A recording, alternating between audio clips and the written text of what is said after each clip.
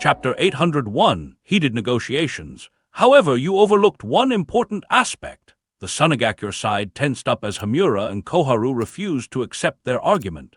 Fujin suddenly sighed and muttered, "When I suggested we discuss civilly, I didn't mean you should lie through your teeth. Are you here to negotiate, or did Sunagakure just promote two scapegoats to sacrifice?"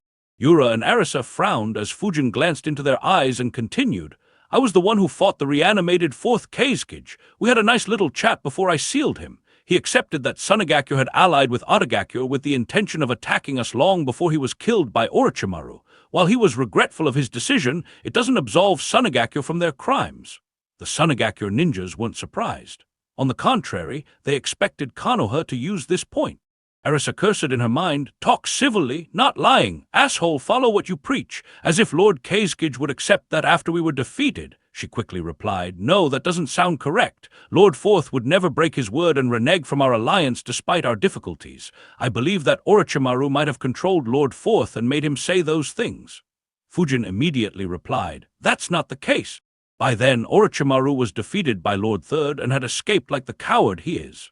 Besides, telling whether someone is controlled or not is rather easy to tell. Not to mention, he also gave us some more interesting information. Unlike your claims, he said that Sunagakure had been preparing for war for over half a year. Thousands of ninjas were trained extensively to attack us and prepare for the aftermath. Tell me, do you think we'll believe that he manipulated everyone in your villages for over 6 months and yet no one realized?" Before the Suna ninjas could reply, Inoichi added, "Don't bother trying to cover this up. We cross-checked the recent activities in your village. There is no doubt about this. Your village was closed off for others for several months preceding the attack. We didn't bother looking much into it back then since we had no reason to be suspicious, but now it is crystal clear what you were planning." The room became silent as the Konoha ninjas stared intensely at the Sunagakure ninjas. It was as if they couldn't wait to launch a war against Sunagakure. The two daimyo were nervous. The fire daimyo thought, "This is very different from Konoha's earlier ways of negotiations. They've generally been more forgiving in order to get peace. Of course, that might be their intention today too, and they may be turning up the heat to get what they truly want. Still, Konoha has become like how they were before the start of the Second Great Ninja War. Their recent victories are no flukes. Their military might has recovered." The Wind daimyo realized the same. As for the Sunagakure ninjas, they were well aware of it. Unlike the two daimyo, they showed no signs of nervousness. Yura calmly replied, "It is true that we closed our village for special training around 7 months ago. However, the purpose of this training had nothing to do with our attack. It is related to another incident that made us suffer." Some Konoha ninjas as well as the two daimyo were confused. Arisa explained, "Around 3 years ago, the Land of Wind suffered heavily due to the actions of a certain individual or perhaps a group of individuals. They killed dozens of our ninjas and incited a riot in our western regions. He also injured our Jinchuriki and caused him to lose control, killing more of our ninjas. We had to deploy nearly 2,000 ninjas in that region for over 2 years to quell the riots and clear the misunderstandings of our citizens. That incident made our council realize that our ninjas were lacking in several aspects, due to which the special training was initiated." While Arisa spoke, Yura stared at Fujin. He wanted to see how Fujin would react to this news. However, there wasn't any change in Fujin's expression. It was almost as if he had nothing to do with the incident. Yura thought, "Sai, this is troublesome. Not only is he ridiculously strong, but he is also shameless enough to lie with a straight face and can maintain a perfect poker face. That makes him an even bigger threat." Hiramasa suddenly chuckled and asked, "You began the special training more than 2 years after the incident took place?" Sum smirked and taunted, "Why didn't you wait for a couple of centuries? I'm sure that would have given you the best result." Yura replied, "It is because we had to keep most of our ninjas deployed due to that incident. We could only start training once we were at peace. You can ask Lord Daimyo. He knows how terrible the circumstances were for us." Everyone glanced at the Wind daimyo, who nodded and agreed with what Yura said. Needless to say, that wasn't a reason for Konoha ninjas to lower the pressure.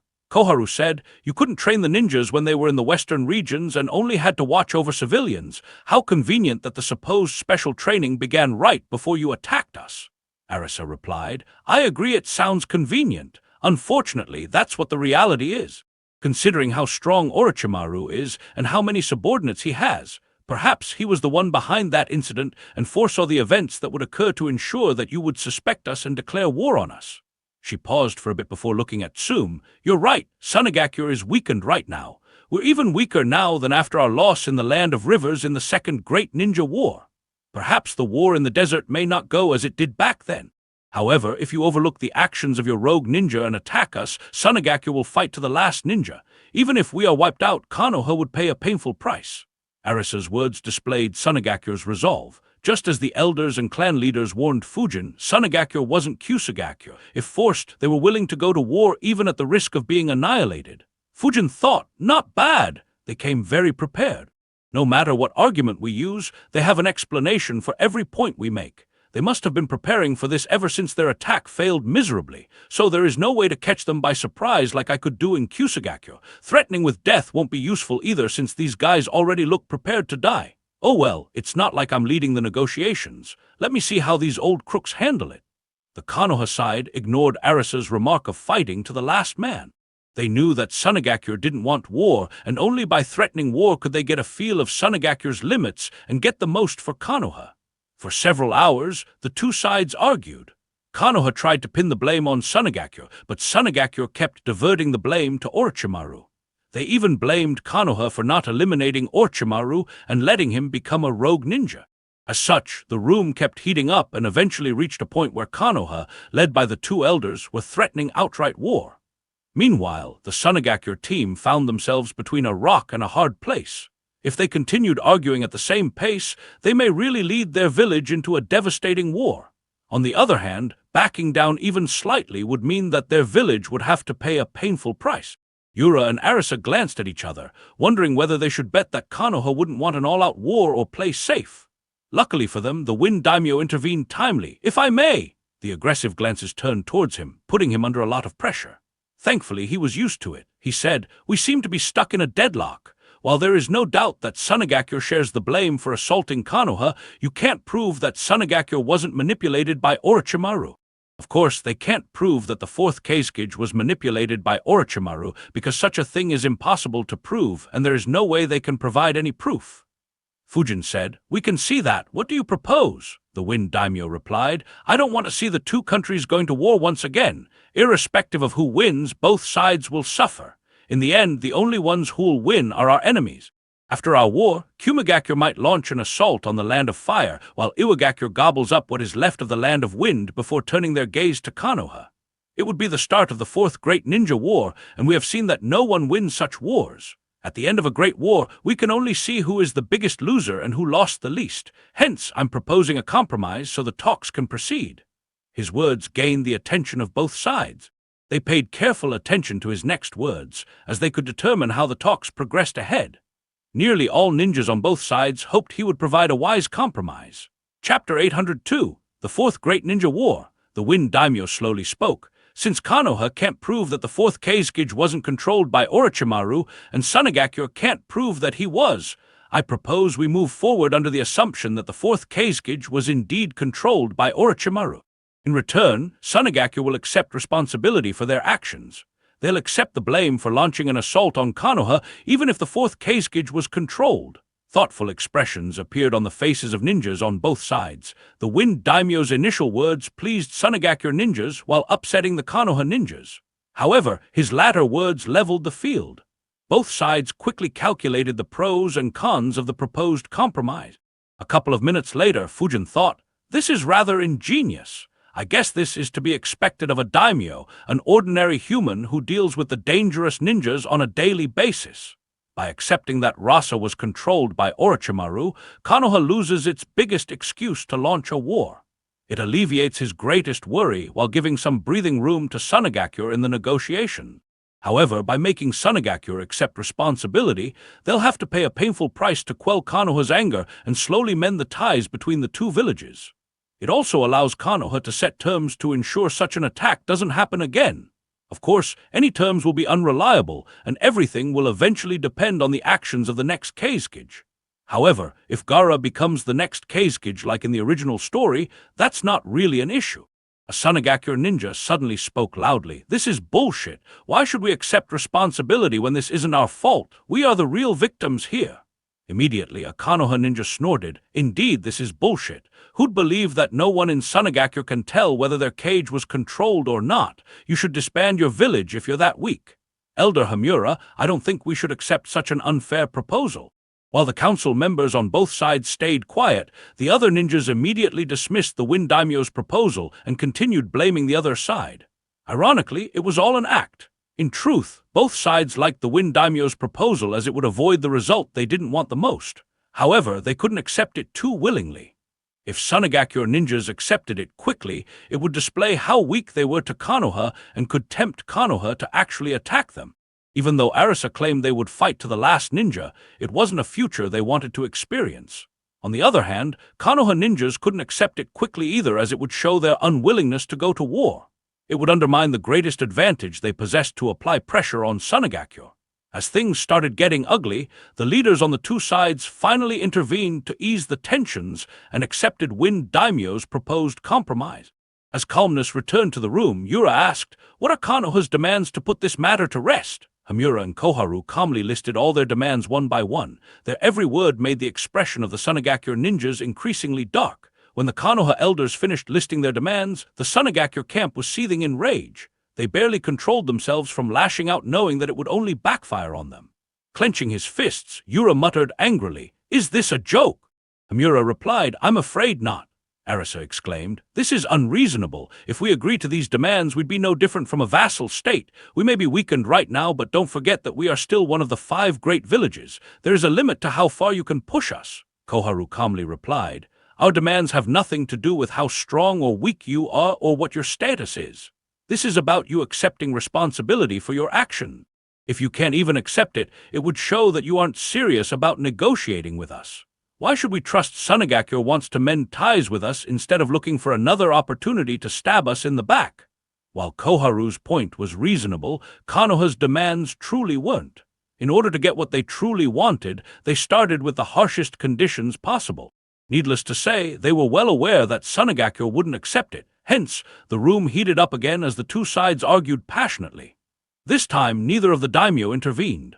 The talks continued for another hour, with neither side reaching a consensus, bringing an end to the first round of the talks.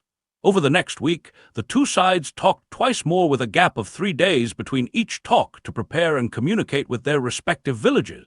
While they didn't reach a consensus, Konoha eased some demands, while Sunagakure ninjas accepted in their hearts that they would have to accept some harsh conditions to avoid a war.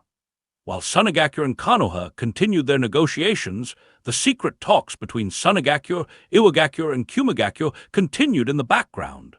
Due to the abilities of the Yamanaka clan, neither Yura nor Arisa were informed about these plans. Sunagakure viewed them as a backup in case the talks with Konoha didn't go well. Unlike Sunagakure, Kumagakure was more serious about these talks. For a war would be a way to sweep aside Kumagakure's internal troubles and clear the termites inside his village at the same time. Even so, he wasn't unrestrained. While there was no one strong enough to replace him as the Reikage, he understood that the public sentiment was against him and his actions would be scrutinized by everyone. In addition, Konoha wasn't his only enemy. Kumagakure was still on high alert in case Akuro paid another visit to their village. In terms of hatred, Kumagakure hated Akuro infinitely more than Konoha. After all, Konoha's actions were in the dark, and there was no proof they were involved. The people in Kumagakure blamed their Reikage more than Konoha for the missing ninjas. On the contrary, Akuro slaughtered their ninjas and humiliated their village openly. After careful consideration and a couple of rounds of talks, Kumagakure sent its proposal to Iwagakure just like Sunagakure. Sitting in his office, Anoki examined the two proposals while analyzing every possibility. Kitsuchi muttered, "This is incredible. A month ago, I would have never imagined that Sunagakure and Kumagakure would want to ally with us and launch an all-out war against Konoha." He paused for a moment before continuing. "Then again, I suppose this was inevitable considering Konoha's rapid recovery and their increasingly audacious actions. Still, I didn't think it'd happen so quickly and that the Reikage would swallow his pride and ask for our help," Roshi said. "I don't think he has any other option. To think that another couple of hundred Kumagakure ninjas would go missing. I can only imagine how much pressure he is under. It's no wonder he wants a war to distract the citizens of Kumagakure. Still, He turned his gaze to Anoki and continued, "Such a war will be very risky. With 4 great ninja villages fighting, we'll start the 4th great ninja war. Even though Kirigakyo wouldn't be involved, they're already at war. What do you think, old man? Do you think this is the right time to start the next great ninja war?" Anoki put the proposal back on his desk and said, "Perhaps or maybe not. If a war starts now, it'll be quite a unique one, with 2 villages being woefully unprepared to go to war. It might be the first war where a great village falls." Roshi and Kitsuchi saw Anoki's eyes land on Sunagaku's proposal as he spoke. Needless to say, Sunagaku was the most vulnerable village at that moment. Kirigakyo was embroiled in an all-out civil war, while Kumigakyo had its share of problems. Neither village was in a shape to launch a war against Konoha. In such a situation, if Iwagakyo and Konoha joined hands and attacked Sunagakyo, Sunagakyo would have a difficult time surviving the war without anyone forcing Konoha and Iwagakyo to split their forces. Ironically, instead of joining forces against Konoha, the most tempting option for Anoki was to join hands with Konoha and wipe Sunagakyo from the map. Would he choose to suppress his temptation and join hands with Kumigakyo and Sunagakyo to stop a rising Konoha? Would he fall to his temptation and do the opposite by wiping out Sunagakyo? Or would he do neither and sit on the fence as he was known for? Roshi and Kitsuchi eagerly waited for their leader's decision. Chapter 803, Creating a Sense of Urgency. Anoki felt Roshi and Kitsuchi's curious gazes and shook his head. He said, "You are looking too much into these proposals. An alliance between 3 nations can't happen within the blink of an eye. Not unless Konoha declares war against one of the villages and gives us an opportunity to attack. However, they're too smart to take such a risk. Besides," the 2 proposals on his desk turned to dust as Anoki angrily questioned, "Who do these brats think they are? Asking Iwagakyo to be the vanguard and the brunt of Konoha's counterattack while they reap the rewards. HMPH, they might even stay out of the war once we attack Konoha and just watch the 2 of us get weaker. I haven't gone senile to trust these snakes like that fool Rasa did." Roshi and Kitsuchi glanced at each other while thinking. As expected, while Kumigakyo's and Sunagakyo's proposals were good, there was a major flaw that even they understood. The 3 villages didn't trust each other. Hence, no one wanted to be the one to start the war. After all, if they attacked Konoha and the other 2 villages reneged on their agreement, they'd be beaten extremely badly by Konoha. It was too big of a risk. The only one bold enough to take such a risk was I. Unfortunately, Hiruzen had schemed against him just before Sunagakyo and Orochimaru attacked Konoha. Fujin's actions in the dark not only gave a huge blow to Kumigakyo's military might, but it also meant I would never have the political support to start a new war before raising several hundred new elite ninjas. So, Kumigakyo wasn't in a state to start a new war. Sunagakyo was in an even worse position. While they had some confidence in engaging in guerrilla warfare in the desert, they would need to send their forces to the plains of the Land of River to declare war on Konoha. If they sent a small army, there was a high chance that Konoha would wipe them out even before Iwagakyo and Kumigakyo could join the war. However, if they sent most of their ninjas and were betrayed yet again by their new allies, Konoha could deal a massive blow to their main forces, possibly wiping out more than half, if not nearly all their ninjas. Sunagakyo will simply cease to exist and be disbanded in that case. They didn't dare gamble on it. The only one who was in a state to launch a war was Anoki. He also had a good reason considering the recent humiliation he suffered on the border with the Land of Grass. Hence, both Sunagakyo and Kumigakyo insisted that Iwagakyo should be the one to start the war and they'll join immediately. Unfortunately, there was no way to know whether other villages had launched a war or not instantly. While some means of communication, like the chakra transmission communication devices, existed, they couldn't be trusted. So Anoki had no desire to go along with such a proposal. Kitsuchi asked, "What should we say then?" Anoki replied, "Send a letter to them and say that one of them will have to lead the war. Iwagakyo will join in immediately after. Unlike them, we'll have to face Kusagakyo and Takigakyo too. Though they aren't great villages, they are still quite strong. We won't risk facing 3 enemies at the same time by ourselves. This is non-negotiable." Kitsuchi nodded. He was about to leave when Anoki ordered, "Also keep an eye on the negotiations between Konoha and Sunagakyo. If they fail, we may have a good opportunity." Recalling Anoki's earlier gaze, Kitsuchi smirked and said, "I will do so." In Fire Capital, Konoha's elders called for an internal meeting of the council members the night before the 4th round of talks were supposed to happen. Koharu pushed a scroll on the table and said, "We received a message from Shikaku. He has confirmed that Sunagakyo, Iwagakyo, and Kumigakyo are in talks. They want to create an alliance against us. Hamura said, considering their past hostilities, a proper alliance between the three of them is unlikely. However, this is a great risk. If the improbable does happen, we will be in a tough spot. We need to wrap up the talks quickly. At our current speed, we'll need 4 or 5 more rounds before reaching an agreement. We need to speed it up to 1 or 2 rounds to make Iwagakure and Kumagakure suspicious of Sunagakure. Tsume asked, why would they hurry up the negotiations in that case? Their council must have already informed them about it. No wonder they were so resistant to our demands. Inoichi said, I doubt their council would have said anything about this to them. They won't risk letting that information fall into our hands. However, they could act indirectly by asking them to slow down the negotiations or not accept our demands. Hamura and Koharu nodded. Fujin muttered, if that's the case, then they don't have much of a reason to conclude the negotiations in 1 or 2 rounds. The only way we can achieve that is if we make significant compromises and give them a deal that they couldn't resist. Hamura replied, yes, that is the only way. Seeing Fujin's dissatisfaction, Hiramasa sighed and muttered, this is how it always happens. In order to maintain peace, Konoha has to take a step back almost every time. In addition, our geographical location makes us vulnerable to attack on all sides. If we try to destroy one of the other great villages, every other great village would gang up on us fearing that it would be their turn next. Fujin replied, true, but that doesn't mean we should be so quick to compromise. It just makes us look easy to bully. This time it was Sunagakure and the Keizukage. Next time the Reikage might try to assault our village knowing that we won't retaliate. Fujin glanced at Hamura and Koharu and said, this is enough role reversal. I'll take the role of the aggressor while you guys can contain me when I go overboard. If we have to end the negotiations in 2 rounds, let me give them a sense of urgency. Tsume glanced at Fujin and thought, so he finally had enough. This should be fun. I want to see what made Kusagakure accept such an unfavorable deal. Hamura awkwardly replied, you have seen them, Fujin. You should know that they are prepared to die. You can't threaten them like you did in Kusagakure. Tsume smirked and replied, why do we have to threaten them with their lives? Even though they're prepared to die, every one of them will have someone they don't want to see dead or tortured. Even though they will be in Sunagakure and sending our ninjas there will be risky, we don't need to do that. We just need to convince their negotiation team that we will do it. Hiramasa shook his head and refuted, such an agreement won't hold. Their council will tear it up once they return to Sunagakure. Threatening is fine, but we can't threaten in such a distasteful way. In addition, our reputation will plummet once the news spreads. It'll also ruin our relationship with the Wind Daimyo. Fujin said, all right, but I'd still like to try.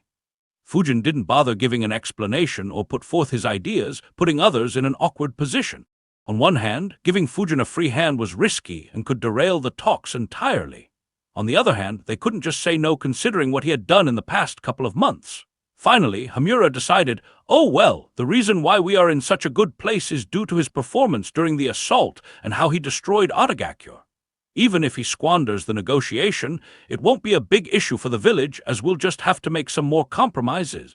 It'll also be a good lesson for him. Of course, if he pulls off another miracle like he did in Kusagakure, then the benefit to the village will be endless. He nodded and said, all right, Hiruzen wanted to see you lead our negotiations in the future anyway. However, I don't think he saw you negotiating against Sunagakure so early. Take the aggressor role, but be careful. Fujin nodded. Others had similar thoughts as Hamura and didn't oppose his decision. The group discussed their negotiation strategy going forward and the demands they could compromise on if they had to. Once everything was finalized, the elders met other members of the negotiation team and informed them of the same.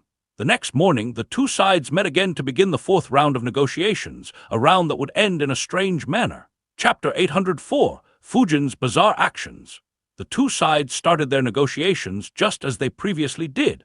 As Konoha predicted, Sunagakure was more resistant to their demands and slowed the talks. With Hamura and Koharu easing up the pressure, the Sunagakure side gained more confidence and slowly started to test where Konoha's true limits lay. Arisa observed, something is different. They seem far more patient and enduring today. Their elders have mellowed down as well. No wonder the council asked us to slow down the talks. Something disadvantageous to Konoha must have happened. I don't know what it is, but it's the best time to check their bottom lines. In actuality, the Konoha ninjas were puzzled too. While they planned on letting off the pressure, they didn't plan on doing it suddenly to this extent. It was just that Fujin had asked for the aggressor's role, causing others to anticipate the havoc he'd create and mellow down even more as a precaution. However, Fujin didn't perform the role he asked for. While the 2 sides discussed, Fujin didn't speak a single word. Minutes passed and soon turned into hours, yet Fujin didn't even move his lips. Instead, he did just one thing. He stared. For 2 hours, his eyes stayed on the Sunagakure ninjas. While they weren't bothered by his stare initially, nearly every Sunagakure ninja was spooked after being stared at constantly for 2 hours by one of the strongest ninjas in the world. Even if they were prepared for death, no one wanted to be kept on the edge of death for hours. It was torturous. Even so, they did their best to not let his stare affect the negotiations. As the discussions continued, Yura said, "This is unacceptable for Sunagakure. We can't have Konoha interfere in who we select as our Keizukage. That will be too big of an interference in our internal matters. No Sunagakure ninja will endure such humiliation." In order to ensure that the next Keizukage doesn't make stupid moves like Rasa, Konoha wanted veto power in the appointment of the fifth Keizukage. While they wouldn't appoint the fifth Keizukage, they wanted to have a say in whether the one selected by Sunagakure should become the Keizukage. Seeing how compromising Konoha was during the fourth round, Yura took the opportunity to raise this point. However, before others could reply, they heard, "I'm afraid we must insist." Everyone's gazes turned to Fujin, who had spoken for the first time. Yura frowned and replied, "Just because." Fujin interrupted him and calmly said, "This point is non-negotiable. You fellows may be suicidal enough to choose another incompetent fellow, but Konoha has had enough of backstabbing from Sunagakure." While Fujin was calm and his statement wasn't too outrageous, one word in his statement was, neither the Konoha ninjas nor Sunagakure ninjas could believe that Fujin used it. The two daimyo were in disbelief too and stared at Fujin in shock. Tsume smirked and thought, "He's something to openly say that. Does he want to ruin the negotiations? No, he isn't short-sighted. What is he planning?" At the same time, Hamura thought in disbelief, "Did he call the Keizukages incompetent? Even though I agree with his assessment, it is not something you openly say, especially when we want to reach an agreement." Hiramasa, Inoichi, and others from Konoha's team did their best to hide their surprise and glanced at Fujin. They were curious about what his plan was. On the other hand, Sunagakure ninjas didn't care what Fujin's plan was. Fujin had just insulted their leader. One of their ninjas cursed, "Bastard!" Another stood up and shouted, "Asshole, do you dare call our Keizukages Inc.?" The words got stuck in his throat as Fujin's eyes focused solely on him. The adrenaline rush he felt a moment ago dried up instantly. Realizing the threat he was feeling, Arisa stepped in. "Suzuki Fujin, I'd remind you that we didn't backs." Without a hint of politeness, Fujin interrupted her as well. He snorted and said, "Of course they're incompetent. Your third Keizukage went missing during peacetime. Who knows which ditch he fell into and died?" Instead of stabilizing the situation and finding the truth of the matter, the newly appointed fourth Keizukage decided to attack Konoha to secure his position as the fourth Keizukage and started the third Great Ninja War. Instead of learning from the humiliating losses in that war, he decided to assault Konoha without any provocation. Even more pathetically, he gets killed by Orochimaru and becomes his puppet. If we hadn't pushed Orochimaru to the limit, his death would have remained a mystery to Sunagakure, just like your third Keizukage. If Sunagakure had the wits to select a sane and competent Kage, we wouldn't have to put forth this demand. Unfortunately, you have proven yourselves to be incapable of doing so. Considering that you consider such individuals competent, it doesn't surprise me." Fujin's unfiltered and merciless reply left the room tongue-tied. None of them imagined Fujin would conduct an analysis of former Keizukage's performance. While Konoha had the demand, their only goal was to ensure the new Keizukage wouldn't attack Konoha like Rasa. They didn't care whether he or she was competent or incompetent. On the other side, Sunagakure ninjas were left wondering how they should reply. After all, Fujin's words contained some truth, though they weren't entirely true. Other than how he disappeared, the third Keizukage had led Sunagakure very well. Similarly, Rasa had done a decent job in between the two wars he started despite Sunagakure's difficult situation.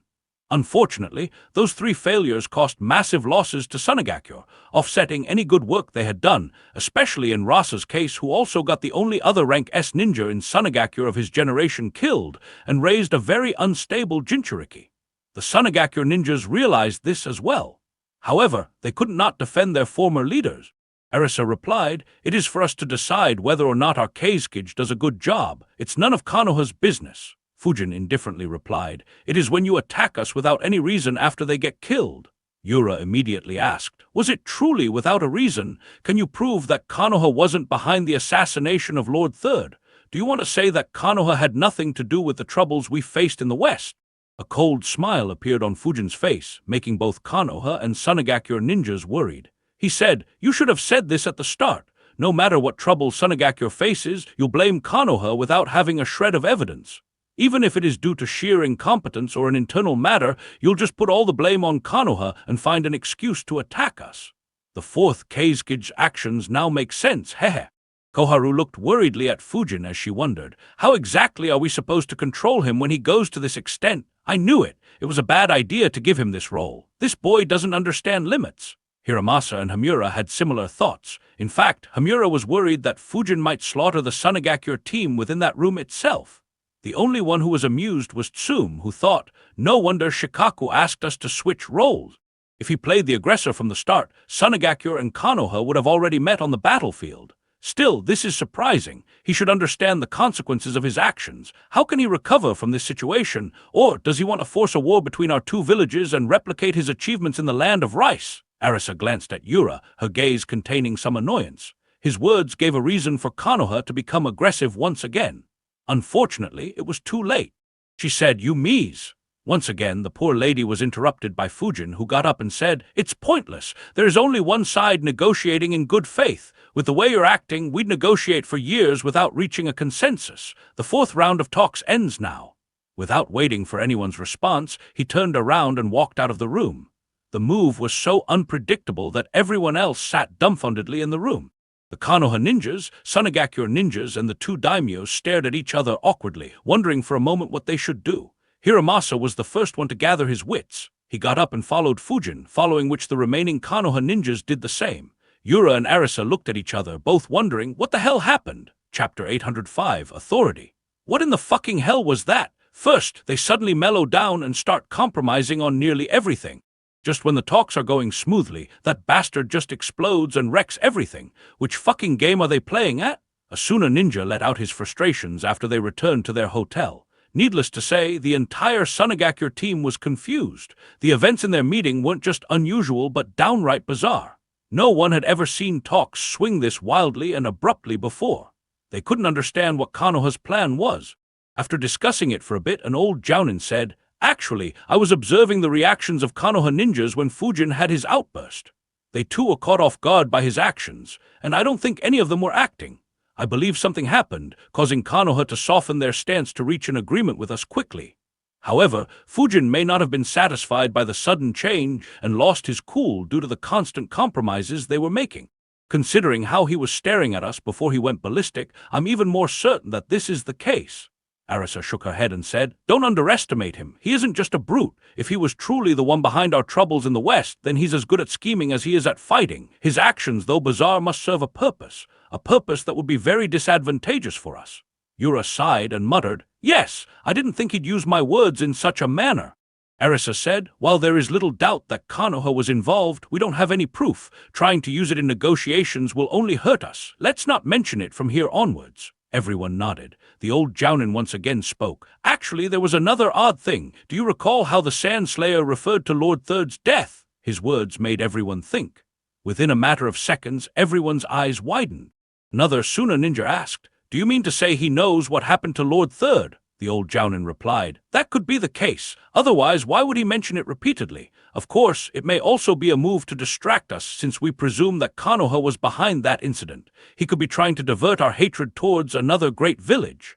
While Sunagakure ninjas wondered what Fujin's actions implied, some of the Konoha ninjas were absolutely livid. No one had any idea how the talks could proceed forward. The 5 council members walked towards Fujin's room. Koharu said in dissatisfaction, "I knew he was too impulsive. That is why I didn't want him to lead. Shikaku must have known this too, which is why he switched our roles." Hamura didn't say anything since he was the one who let Fujin be the aggressor. However, Hiramasa countered, "Let's not jump to conclusions so hastily. Fujin hasn't disappointed us so far. He should have a reason for acting in such a manner." Koharu replied, "Let's hope so." The 5 of them reached his room. To their surprise, the door opened even before they knocked. What shocked them was that it wasn't Fujin who opened the door. Instead, it was a bunch of servers who were quickly leaving while carrying several empty plates. They politely bowed slightly on seeing Konoha's elders and clan leaders before leaving quickly without giving them a second glance. Before the elders and clan leaders could enter Fujin's room, another group of servers arrived carrying several freshly prepared dishes. They rushed into the room without even glancing at them. Without an exception, all 5 had dark expressions as they glanced at each other speechlessly. They finally entered the room, only to see Fujin sitting in front of a table filled with exquisite dishes and stuffing his face without a worry in the world. If anyone were to look at him, they would never guess that he had just destroyed the peace talks between two great villages. Hamura thought, they can't prepare such a luxurious meal in the blink of an eye. Koharu realized, which means that he must have pre-ordered it. However, how could he know that the talks would end at this exact time? Don't tell me. Others had the same realization. Hiramasa calmly said, "Everyone, leave now and close the door behind you." The servers immediately left the room, leaving Fujin alone with his food and 5 upset council members. Koharu asked strictly, "Fujin, what was that?" Fujin gulped down the food, raised an eyebrow and asked, "What do you mean by that?" In order to ease the tensions, Hamura intervened. "She means to ask why you left the meeting and ended it prematurely." Focusing back on his meal, Fujin said, "I had asked the chefs to prepare and deliver my food at this time. If I had waited, it would have gotten cold. That wouldn't be nice, would it? Even though they aren't ninjas, we shouldn't be insulting their profession insensitively." Without even glancing at their dark expressions, Fujin dived back into his food. A tick mark appeared on Sum's forehead as she thought, "He definitely has some issues. Sai, I hoped we'd have a normal rank S ninja again like Minato. However, he is as weird as the Sanins." Hiramasa sighed and said, "Fujin, stop joking around. This matter is serious."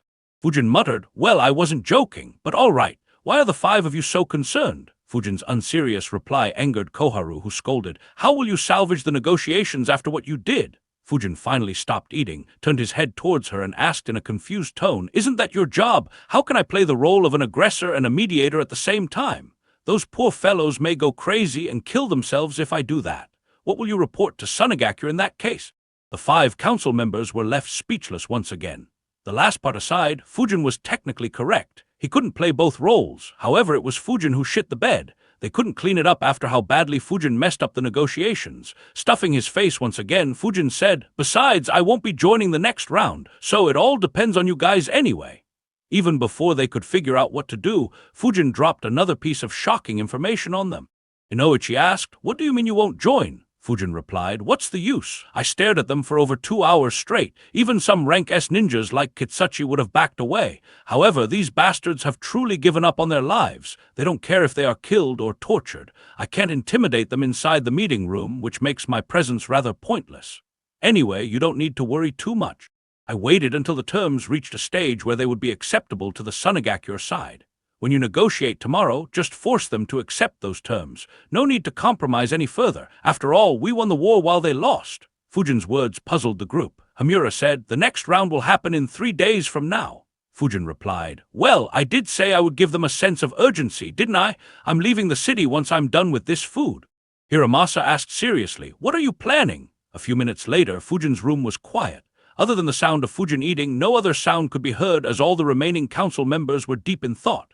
Hiramasa analyzed, "This plan, it could work. However, it is very risky. We'll be betting that Sunagakure doesn't want a war under any circumstances. But if we're wrong..." Sum glanced at Fujin and thought, "Outrageous. He's completely outrageous. To think those bizarre actions were to set this plan in motion. I don't think even Shikaku would predict this particular move from those actions. However, this is the type of move I'd expect from Shikaku. The only question is whether Fujin considered every possibility to check whether his plans could go wrong or not." Hiramasa analyzed further. "Actually, even if our bet is wrong, it won't be entirely a bad thing. It'll show us the extent to which Sunagakure is willing to go. In the future, we'll know for sure not to trust Sunagakure." Inoichi and Hamura looked unsure. Koharu said, "No, this plan is too risky. If it fails, we'll face an all-out war with Sunagakure. It would result in Sunagakure agreeing to all demands of Iwagakure and Kumagakure and forming a 3-nation alliance against us." Without even glancing at her, Fujin replied, "You misunderstand me, Elder Koharu." Koharu frowned as Fujin continued, "I wasn't asking for anyone's permission. Even though I'm negotiating here, my army hasn't been disbanded yet. As such, I'm still the commander-in-chief. The only one who can order me is the Hokage or the acting Hokage. If you have any issues, feel free to take it up with Shikaku-san." Chapter 806, a message. "If you have any issues, feel free to take it up with Shikaku-san," Fujin said dismissively. Koharu's expression became ugly. Hamura's expression became dark too, while the clan leaders watched in curiosity. It wasn't the first time Fujin faced off against Koharu. On the contrary, he had done it every time the elders tried to go against him. Hiramasa analyzed, "As I expected, there are definitely some hostilities between them beyond what happened during Danzo's incident. Still, Fujin is reckless. Though not essential, he'll need the support of the elders if he wants to become the Hokage." Koharu replied, "I will. Fujin, I hope you know what you're doing. Even a slight mistake could result in the deaths of thousands of our ninjas, which will be fatal for our village." She turned around and left before Fujin questioned her authority any further. The others gave Fujin some advice before leaving. Fujin quickly finished up his food and thought, time to leave before she actually contacts Shikaku. I wonder how that conversation would go. Will he shut them down, or will he try to convince me? Either way, he should have fun, hee. Fujin flickered out of his room while still in thought. That said, I need to talk with him once. However, it would have to be done without these old folks pressuring me. Irrespective of whether he is in favor or against it, he'll have ideas to make this plan even more potent and foolproof. Now that I think about it, Hiruzen and Shikaku had failed to eliminate Suna's spies. How convenient. Anyway, I should do that before I go. After a short meeting with his colleagues, Hiramasa retired to his room and tiredly sighed. These youngsters, they are so full of energy. I wonder how the talks will proceed. He suddenly heard a knock. He turned around and opened the door just to see Fujin standing outside. He said in surprise, I didn't expect to see you so soon, Fujin. I thought you'd be on your way. Is something the matter? Fujin's clone nodded and replied, My main body left earlier. I'm a shadow clone. I came here to give you this. Fujin's clone handed Hiramasa a scroll. Hiramasa opened it while asking, What is this? Fujin's clone answered, A little gift for the next round of negotiations. I learnt this in the land of rice. If you can use it to make Sunagakyo relent more, feel free to do so. If not, there is no need to use it. We could save it for another day. Hiramasa's breathing became rougher, and his eyes widened in shock as he read the information in the scroll. Taking a deep breath, he muttered, to think the third Kazekage disappeared in such a way. Sunagakyo, what a fucked-up village. He looked at Fujin's clone and said, Thank you, this will be a great help in the negotiations. I'll use it at the most critical point. Fujin's clone smiled and replied, Good luck, before dispersing into a cloud of smoke. Hiramasa took another look at the scroll, thinking, he is full of surprises.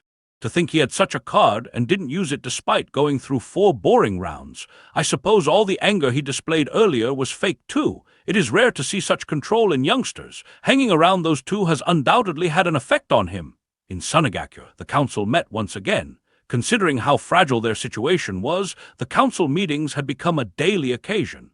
Goza glanced at everyone and started the meeting. He reported, We received a message from our squad in Iwagakyo.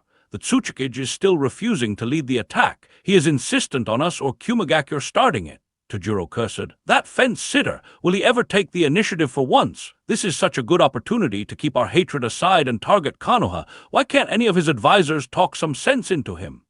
Sunagakyo was absolutely livid with Anoki's stubbornness. No matter what concessions they and Kumagakyo made, Anoki stayed resolute. Sajo muttered, Kumagakyo is useless as well. The 4th Reikage maintained an aggressive stance for over a decade. However, when we need him the most, he is like a toothless tiger. We can't count on them to start a war. Ebizo said, It's not surprising. Iwagakyo has the same reservations that we have. The 3rd Tsuchikage won't take such a big risk. As I said earlier, don't put a lot of hope into such an alliance. They are even more unreliable than Konoha.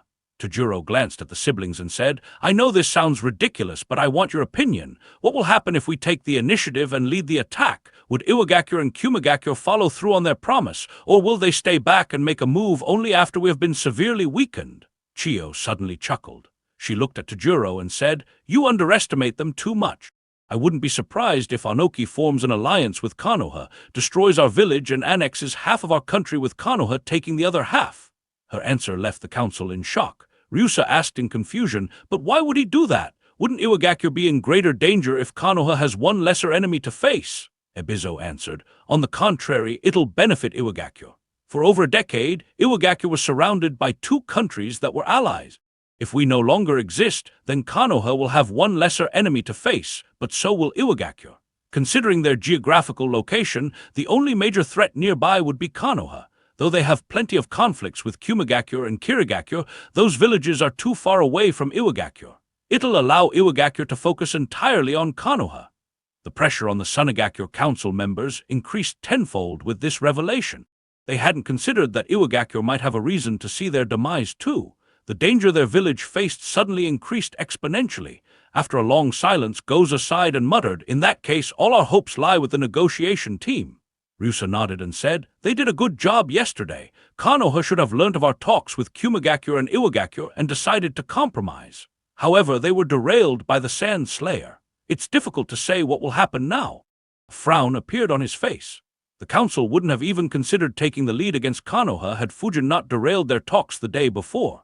Chiyo thoughtfully said, "The actions of Konoha were within my calculations. As I said earlier, they will compromise to maintain peace. That is the nature they develop due to their location. However, a youngster like Suzuku Fujin is a problem. Unlike mature ninjas, youngsters can be hot-headed and passionate. They are also enthusiastic about battles. I hoped Konoha wouldn't be foolish enough to give a youngster too much authority. Unfortunately, they seem to have done just that." Goza replied, "I'm not surprised. If we had a youngster who could do what he did, he would also have a lot of authority. In fact, we might even consider him for the position of 5th Kazekage. Unfortunately, we don't have anyone like him. Regardless, what do we do? Do we place our bets on an alliance, or should we make more concessions with Konoha?" Chiyo answered, "Neither. You underestimate Konoha's older generation. They were likely caught off guard by his outburst. In order to avoid a war, they'll suppress and educate him and likely make more concessions in the next round. I'm sure of it. Don't lose your patience. Despite the abrupt end, the talks will still continue. Ask Yura and Arisa to take their time to see Konoha's attitude without rushing the negotiations. We'll get a better idea then." The council calmed down on hearing Chiyo's words. Ebizo was about to say something when the door to the council room suddenly opened. An Anbu ninja rushed in and reported, "We were just contacted by Lord Yura. It's an emergency. Please speak with them." A few minutes ago, the Sunagakure ninjas in Fire Capital were discussing their strategy for the 5th round of negotiation. However, no matter what approach they took, they hit a dead end. One muttered, "This is pointless. We can't decide what to do until we know what approach Konoha will take." Arisa replied, "That is true. However, we need to be prepared for all possible approaches they can take, including if the Sand Slayer has another outburst or threatens us physically." The mood became solemn. Before anyone could reply, a knock was heard. With permission, a Sunagakure ninja entered the room and handed Yura a scroll as he reported, "We just received a message. I'm unsure where it has come from or who sent it, but it has our stamp." Yura frowned as he looked at the scroll. He thought, "This is weird. We use this mark when we aren't sure if the communication channel is safe. Still, why would the village send us a bird when they can contact us through the chakra transmission communication devices?" He handed the scroll to the sealmaster, who deemed that it was safe to open and handed it back to Yura. Yura opened the scroll and began reading its content. In an instant, his body froze. Next to him, Arisa froze too. Shock and disbelief were visible on both faces, alarming the remaining Sunagakure ninjas. "Lady Arisa, Lord Yura, what's the matter?" a ninja grimly asked. Without saying a word, Yura handed the scroll to them. They quickly began reading the message. "I'm a member of the Sunagakure patrol team deployed in the Land of Rivers. A few minutes ago, a massive Konoha army reached the border between the Land of Fire and the Land of Rivers. We aren't sure how big the army is, but it definitely numbers in the thousands. We suspect that this is the same army Suzuki Fujin led earlier. However, we're unsure if he is leading this army or not. Please confirm whether he's still in the Fire Capital and report to the village." Chapter 807, Sunagakure in Crisis. The scroll fell from the hands of the ninja holding it. Everyone could see his hands shiver in terror. He wasn't the only one. Nearly everyone else was terrified.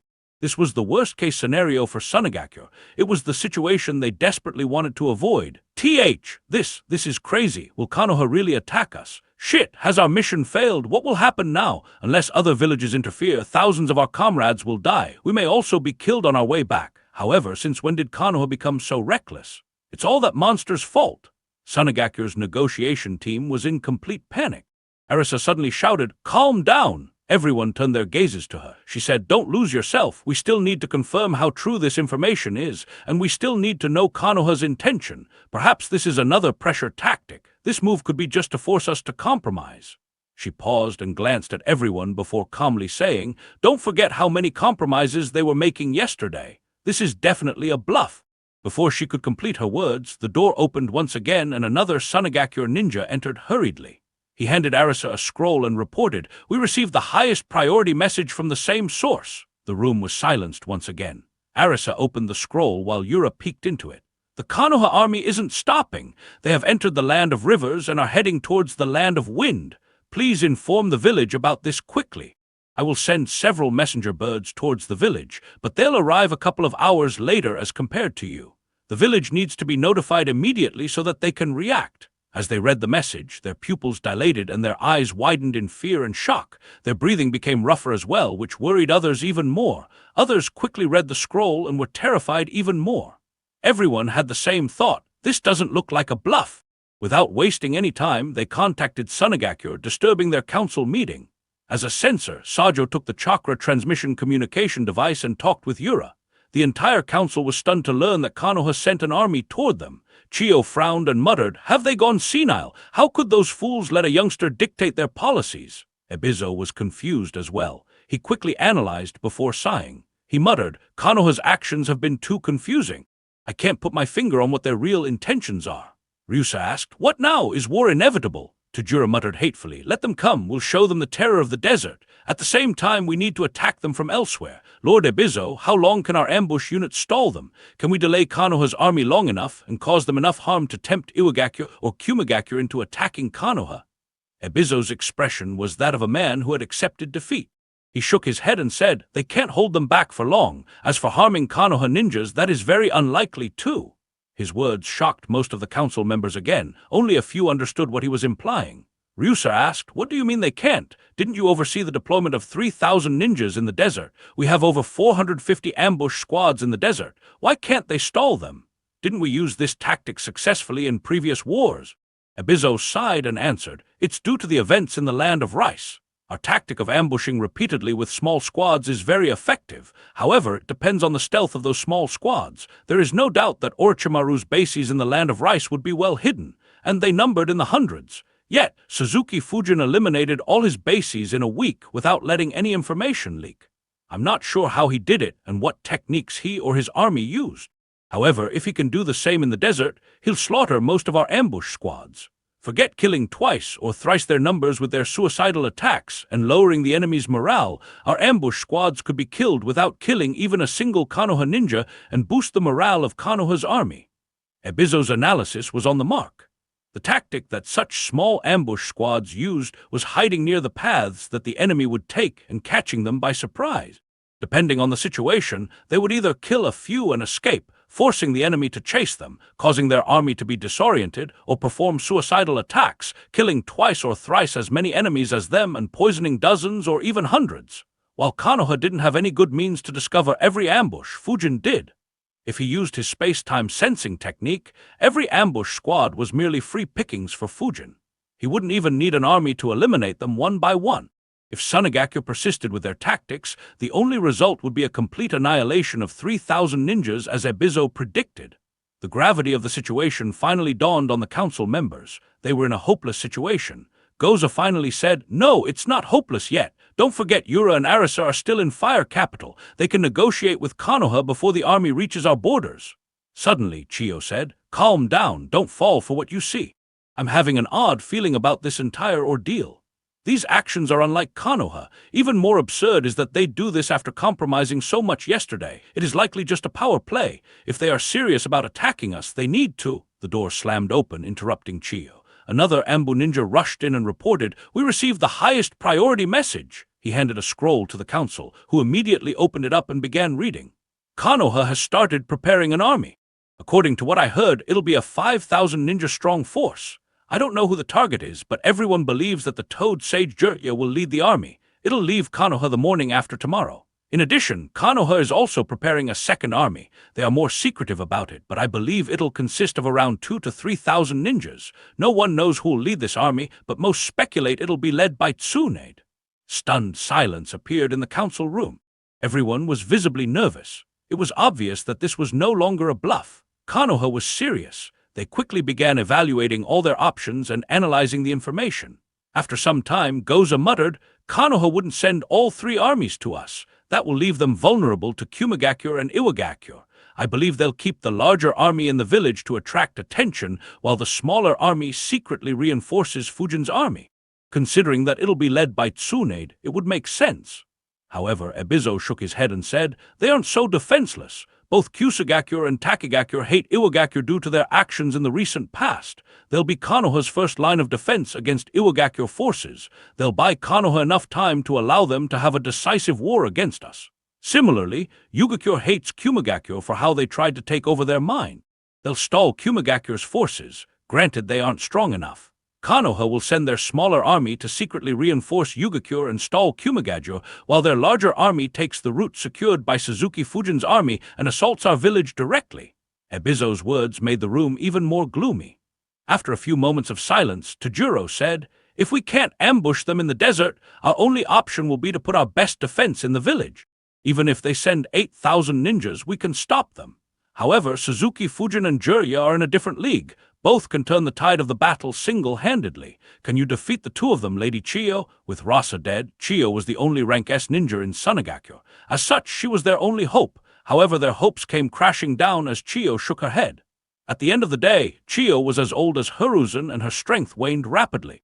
Combined with the fact that she was much weaker than Hiruzen when the two were in their prime, she didn't stand much chance. She said, "It's almost impossible. The only way I could win is if they get careless and get poisoned. However, Jirya is a very experienced ninja. He won't fall for my poison. Fujin's youth and inexperience make him more susceptible to my tactics. Unfortunately, I have a feeling that his wind technique will be a perfect counter for my puppet. If my fears are true, I wouldn't be able to defeat him even if I had been a couple of decades younger." The last hope the council had disintegrated. Goza sighed and muttered, "Then we have no choice. We have to count on Yura and Arisa. They are our only hope now." Chapter 808, Shikaku's Arrangements. "Then we have no choice. We have to count on Yura and Arisa. They are our only hope now." Goza sighed tiredly. Ebizo thought, "There is another hope. That is if Iwagakure and Kumagakure make a move right away after getting this news. Unfortunately, they won't do that. Even if they did, sending a message here would take several hours, something we don't have. Our negotiations have to be completed before Fujin's army enters our country. Besides," Ebizo glanced at the council members. Instead of heroic or brave faces, all he saw were tired and defeated faces. From the day the Chunin exams ended and they received the terrifying news of their defeat, the Sunagakure Council was on edge. They had to dig deep into their reserves and use any resource they had to dissuade others from making a move and limiting their losses simultaneously. Unfortunately, Konoha's latest move was the final nail in the coffin.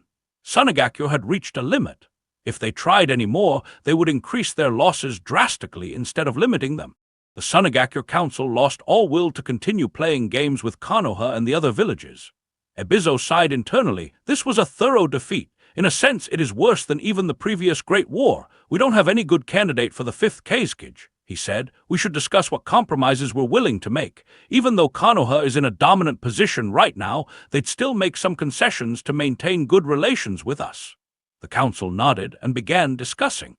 Within 15 minutes, they were done discussing almost all topics. Since Konoha had compromised so much the previous day, the terms were somewhat acceptable for Sunagakure. There were only 3 aspects where they had some reservations. The first wasn't a demand made by Konoha, but the fact that Konoha took most of the missions from the Land of Wind.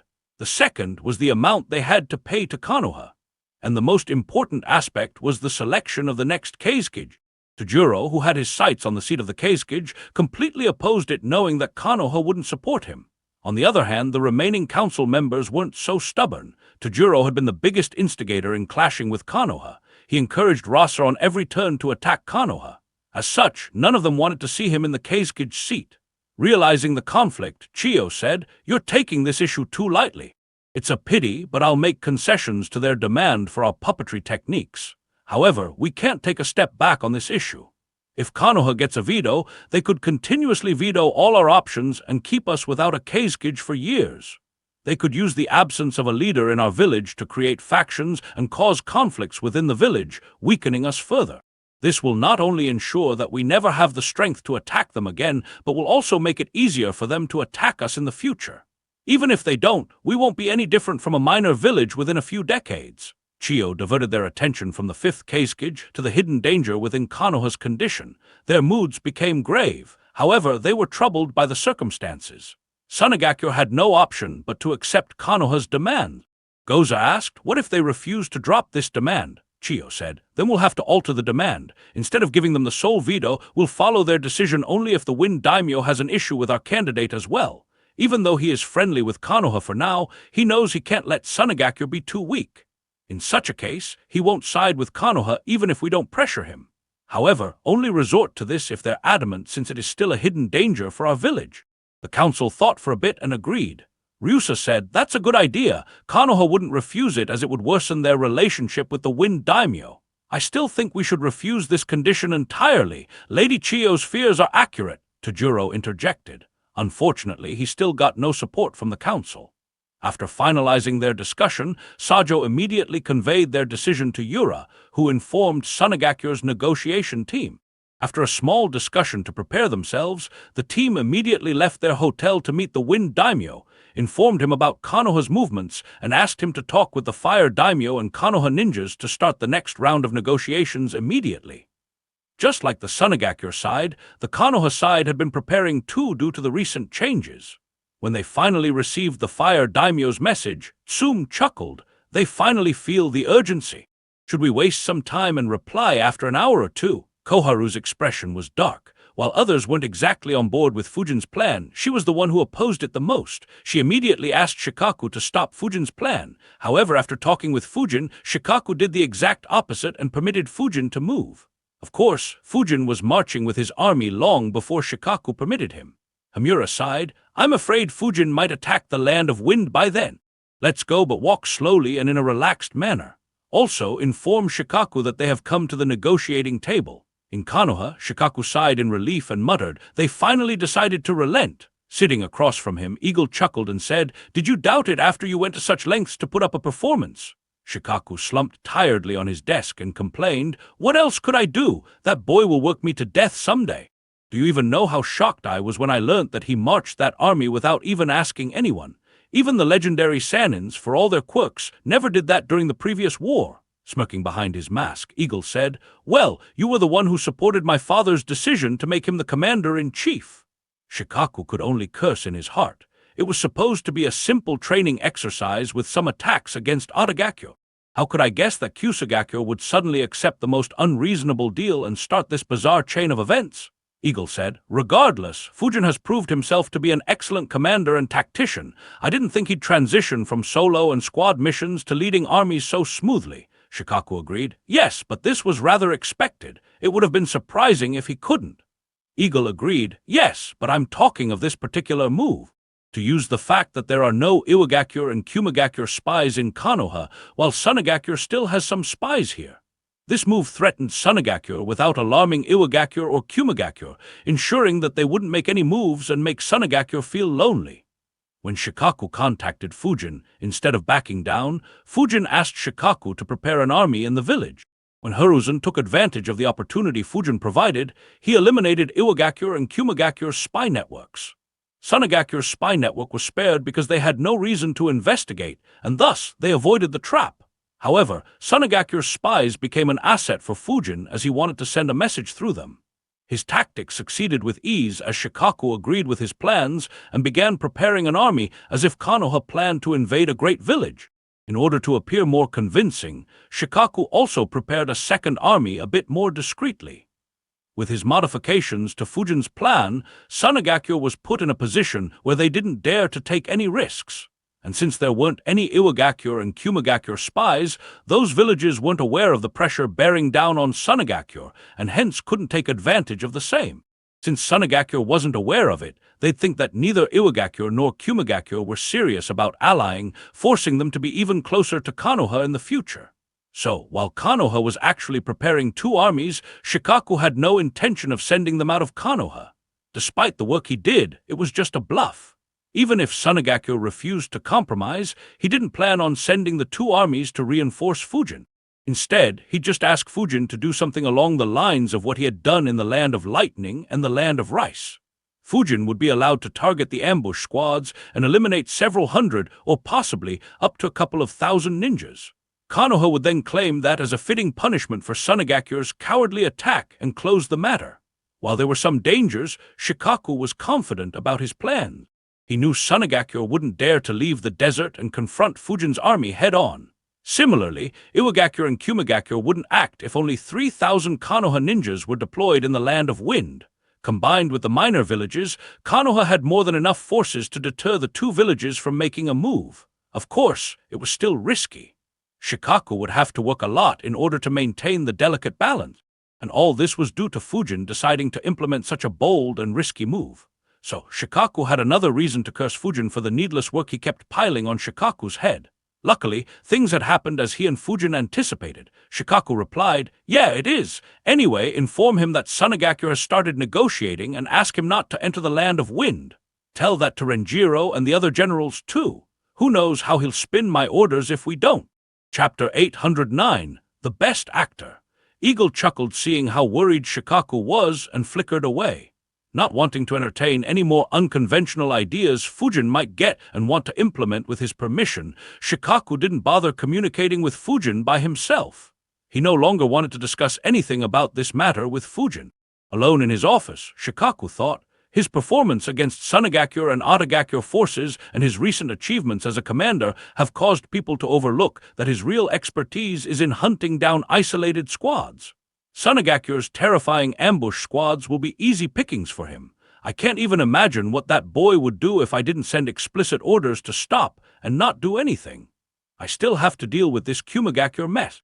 Iwagakure is looking for a weak spot in our defenses too. I don't want to deal with Sunagakure at the same time if there's no need. His expression became serious as he thought.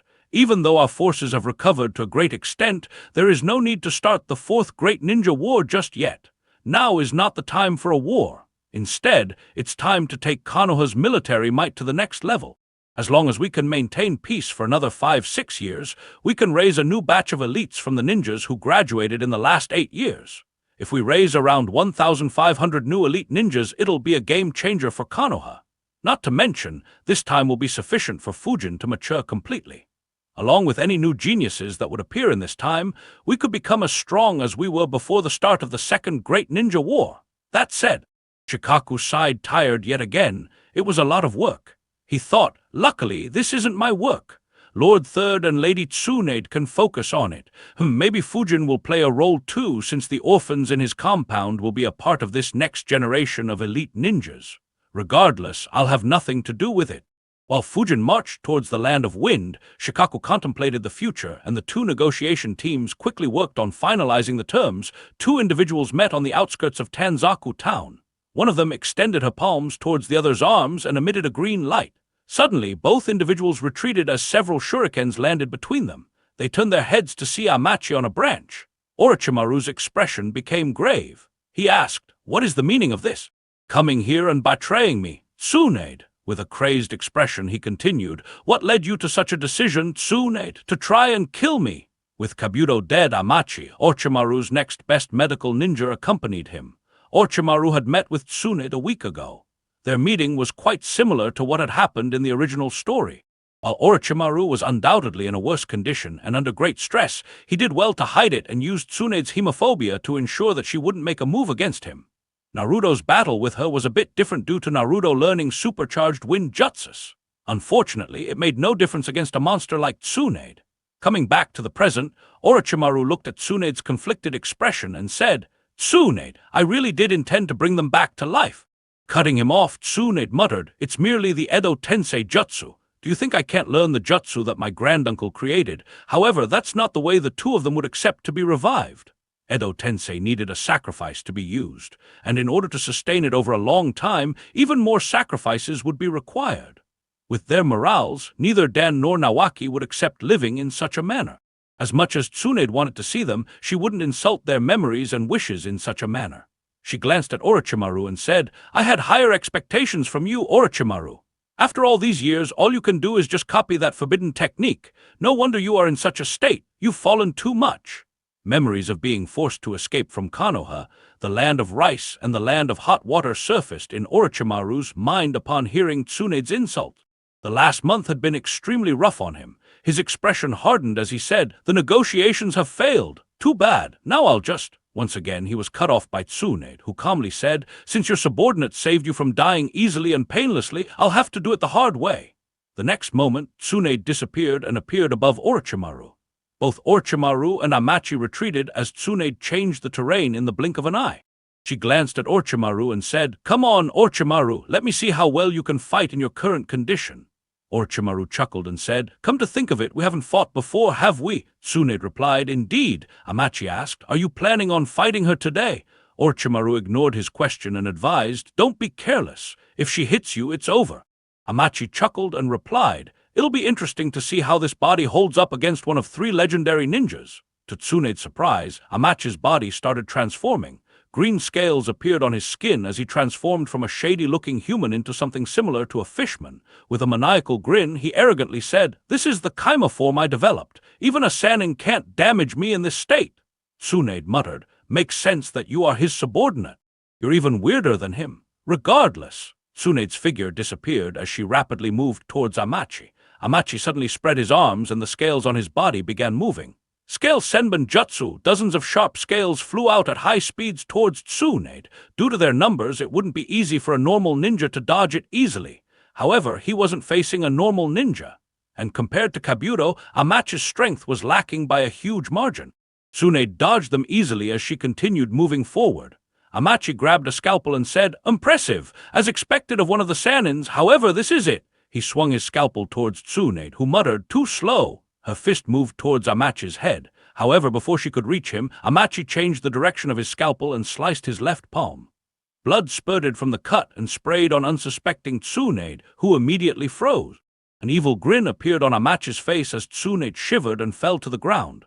Terror was visible on her face. He said, "Come on, did you actually think I'd be arrogant enough to take someone like you head on, especially when you have such a huge weakness?" Orochimaru suddenly appeared next to Tsunade and said, "To confront me by yourself despite Jiraiya being present here. I truly wonder what you were thinking, Tsunade. Now you'll heal me irrespective of whether you won." Orochimaru suddenly stopped moving towards Tsunade. His words stayed stuck in his throat as well, as he saw a fist coming straight at his face. At such a short range, he couldn't evade. It landed on target and sent Orochimaru flying for over 100 meters. At the same time, Amachi was stunned as well. He was so shocked and terrified that he couldn't even move. He could only stutter, "How? You should be." Amachi couldn't believe what his eyes were seeing. The one who hit Orochimaru was none other than Tsunade. Despite being covered in blood, she still moved and attacked at her full strength. As her fist moved towards Amachi again, she exclaimed, "Figure that out in hell!" Much like Orochimaru, Amachi didn't have much of a chance to dodge at such close range. While he wasn't caught by surprise like Orochimaru, he was too slow compared to Tsunade. Her fist landed on his chest before he could make any move. Instead of flying away, a massive hole opened up at the center of his chest. Cracks spread through that hole as Amachi screamed in terror and pain. The spread along his chest and eventually his upper body, consisting of his head, neck, and upper half of his chest, tore away and was sent flying while his remaining body fell to the ground. Without giving him a second glance, Tsunade flickered towards the direction in which Orochimaru had flown. She stopped when she heard a maniacal laughter echoing through the area. "Ha ha ha ha ha ha!" Orochimaru's condition was beyond terrible. His face was bloodied. He could feel that even his skull had been fractured, yet he laughed like a madman. Finally, he glanced at Tsunade and asked, "When did you cure your hemophobia?" Tsunade indifferently replied, "When do you think?" Her reply surprised Orochimaru, who immediately felt something was off. His eyes widened as he realized, could it be? No, it can't all be an act. You definitely had hemophobia after Dan died. That can't be faked. However, it suddenly clicked in his mind and disbelief appeared on his face. Chapter 810, When Gods Want You Dead, What Can Mortals Do? 1. It suddenly clicked in his mind and disbelief appeared on Orochimaru's face. A second later, he began laughing maniacally again. He said, "No wonder, it all makes sense now. I always felt that you leaving the village with such a deadly phobia and a young child was suicide. Even if you wanted to go, Sensei would never allow you to. Your clan wouldn't either. That means you should have cured yourself before you left the village. Yet all these years you acted as if you had it. For over 2 decades, you used this reason to avoid every Konoha duty with the exception of the Third Great Ninja War. The elders backed off due to this reason. I couldn't sense anything off about your acting either, not back then or last week. If not for this incident, I would have been in the dark, ha ha ha. Well played, Princess Tsunade." Tsunade's expression stayed indifferent, but it was as Orochimaru predicted. Hiruzen flatly refused to let her leave in such a state. He even sent several ambush squads to keep an eye on her, led by none other than Sakumo, to ensure she didn't sneak out. Considering that they had just endured a great war and were soon heading towards another, Hiruzen wasn't even willing to let her leave. However, understanding her state of mind, losses, and contribution, he had no option but to relent, but he did so only after her hemophobia was cured. However, this was kept hidden. The only individuals aware of her being cured were Hiruzen and Hiramasa. Sakumo had some doubts, but he wasn't sure. The remaining 3 elders, Jiraiya and Orochimaru, weren't informed of this and believed that she still suffered from it. As for the rest, they weren't even aware of this issue, except for Shizune, who learnt it later since Tsunade decided to keep up the act to avoid being called to duty. Her acting was so good that no one aware of her phobia ever questioned it. Even Hiruzen wondered at times whether she had been cured, so Orochimaru's shock was completely understandable. Even though he was laughing, Orochimaru felt a chill running down his spine. In his original plans for attacking Konoha, he had only considered Hiruzen and Jiraiya as threats. He had completely dismissed Tsunade and wasn't aware of Fujin's strength until he clashed with him in the Forest of Death. He couldn't help but wonder, so you didn't think of me as a big enough threat to play this card, Sensei, or did you not play it because you wanted to respect her wishes? Regardless, his attack had already failed. It was pointless to think about it. Seeing her former teammate laughing like a madman, Tsunade felt a tinge of sadness. After all, they along with Jiraiya had fought countless battles together and trusted their backs to each other. Yet the person in front of her didn't seem to have any such memories. He was almost like a stranger. As she began concentrating chakra in her fist, Orochimaru finally stopped laughing and said, "Come on, Tsunade. You don't think I would come here without any escape route? You may have fooled me today, but the next time wouldn't be like this. Besides, even without your help, I have." Surprise appeared on Tsunade's face as Orochimaru disappeared mid-sentence. She thought reverse summoning, however something feels odd. It seemed forced for some reason. Orochimaru had the same thought. He wondered, since when did Jugo become so quick in revere? His eyes widened as an unexpected sight appeared in front of his eyes. 3 massive snakes were towering around him. Moments later, his eyes landed on a figure standing between them. He thought, what the hell? Why is White Snake Sage here? What is happening? I wasn't able to summon anyone for over a month, and now they suddenly reverse summon me? Suddenly, Orochimaru noticed something even more strange. The place he stood at wasn't like how he remembered. Instead, it looked like a massive explosion had happened there. The surrounding terrain was in a bad shape, and several burn marks were on the ground and surrounding rocks. Orochimaru wondered, what the hell happened here? Did someone attack Ryucha Cave? Before he could analyze, Manda asked, Orochimaru, do you have anything to say in your defense? Orochimaru frowned and asked, what do you mean, and why couldn't I summon you? Manda angrily asked, you dare to ask that after you attacked Ryucha Cave and killed thousands of young snakes? Bastard! Do you have a death wish? Orochimaru was stunned by the accusation. He wondered, what the hell? I attacked. When did I do that? At the same time, the White Snake Sage observed, this is weird. His condition is terrible. Even his soul feels off. Did he finally make a mistake while playing around with his soul? Also, why does it look like he fell from the sky right on his face? Manda continued. We waited for over a month, waiting for your explanation. We even restricted your summoning contract. However, instead of giving us an explanation, you avoid us for so. Manda suddenly stopped speaking as disbelief appeared on his face. Garaga and the other snakes who were staring down at Orochimaru were dumbfounded too. Every single one of them was caught off guard. Immediately after, all their emotions immediately changed into rage. Even the calm White Snake Sage was angered. Manda cursed, that bastard, he escaped. He dares to look down so much on us. The reason why everyone lost their temper was because Orochimaru disappeared instead of answering. They could easily see that he had used reverse summoning. The short-tempered snakes immediately saw that as a massive insult. The White Snake Sage muttered, summon him back. This time, attack him as soon as he appears. It's been a while since a summoner looked down at us to this extent. In a hidden base in the land of hot water, Orochimaru appeared in front of Jugo. Disbelief appeared on his face as he realized what had happened. Jugo reverse summoned him due to the signal he sent earlier. However, the snakes didn't know that. Orochimaru didn't need a second guess to understand how the snakes would interpret it. His expression became grave as he instructed, reverse summon me immediately. Keep doing it until I tell you to stop. Start weaving the hand seals now.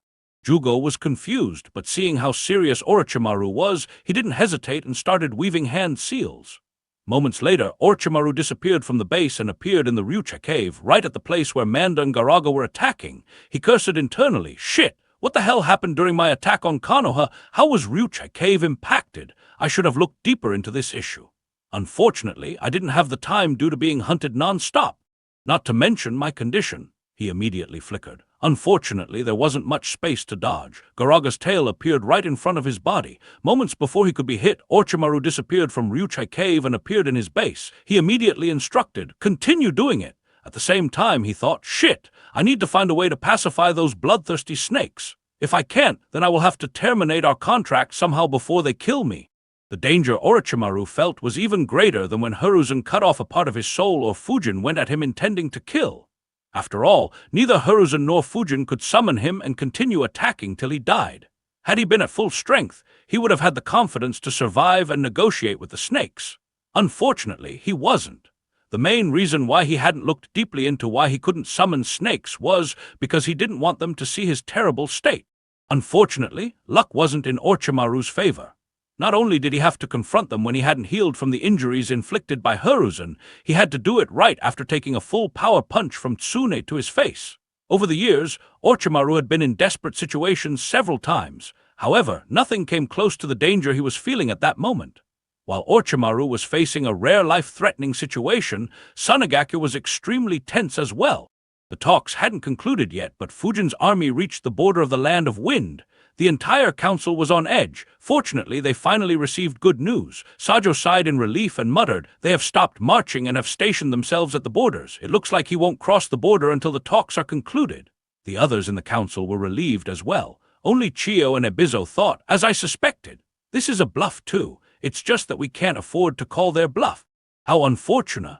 Before they could finish their thoughts or anyone else could express their relief or concerns, an Ambu ninja came running into the council room. Despite his mask, every council member could see how tense and worried he was. The moods of the council members became grim once again as they immediately imagined the worst. Goza thought, "What now? Don't tell me that maniac still attacked us." At the same time, Chiyo wondered in shock, would he attack? No, Konoha wouldn't take that decision. However, if he disobeys their order and acts independently. Everyone had similar thoughts. While they had some confidence in Konoha's leadership, Fujin was an unknown factor. If he forced a war upon them, Konoha would undoubtedly be forced to follow. Ryusa nervously asked, "What happened?" The Ambu ninja reported, "We have lost contact with Grandmaster Renkazi." Chapter 811, When Gods Want You Dead, What Can Mortals Do? 2. So this is the Land of Wind. The deserts seem to have no end. Hoka muttered as he gazed at the Land of Wind.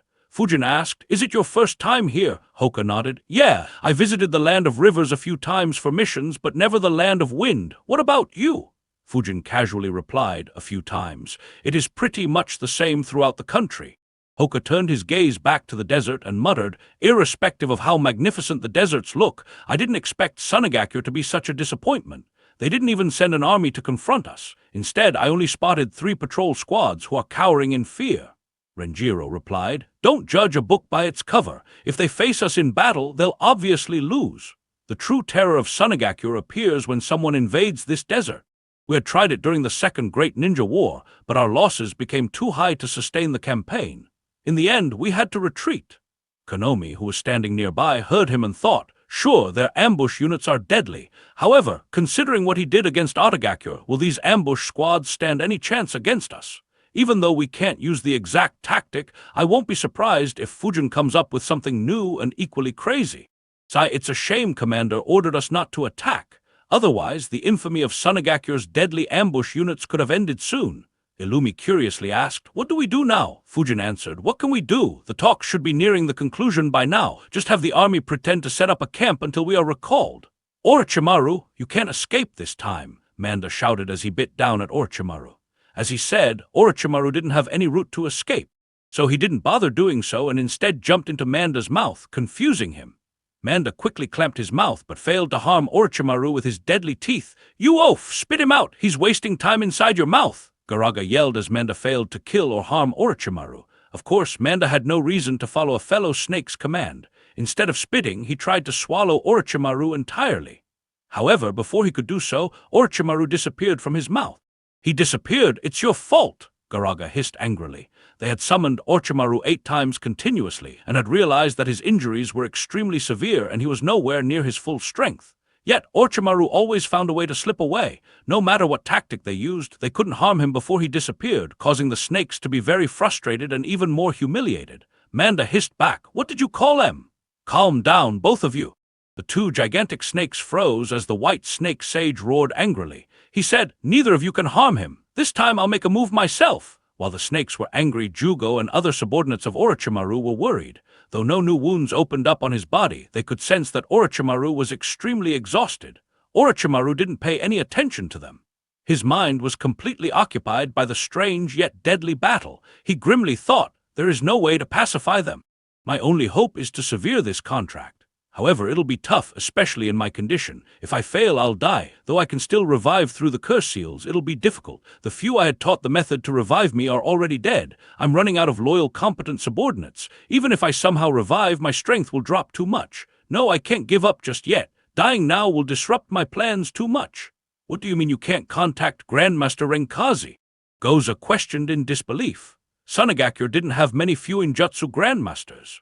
If Chiyo, who was retired and never did such jobs, wasn't considered, Sunagakure only had 3 Fuinjutsu grandmasters in recent times. Not too long ago, one of them went missing along with 1 elite jounin and 20 other ninjas in Yamakawa town. They still hadn't figured out what had happened to those ninjas. With just 2 active grandmasters remaining, Sunagakure could absolutely not afford to lose another. Ebizo said, "Calm down. Wasn't Renkazi creating new ambush bases in the desert and with a strong group? He shouldn't be anywhere near the front lines. Why can't you contact him?" While Sunagakure had several small bases created for ambushing, the possibility of a war with Konoha made them build even more. As such, Renkazi was dispatched with 1 elite jounin and 4 jounins to guard him.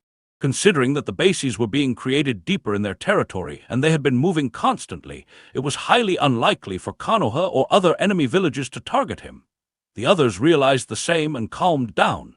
The Ambu ninja answered, "We aren't sure.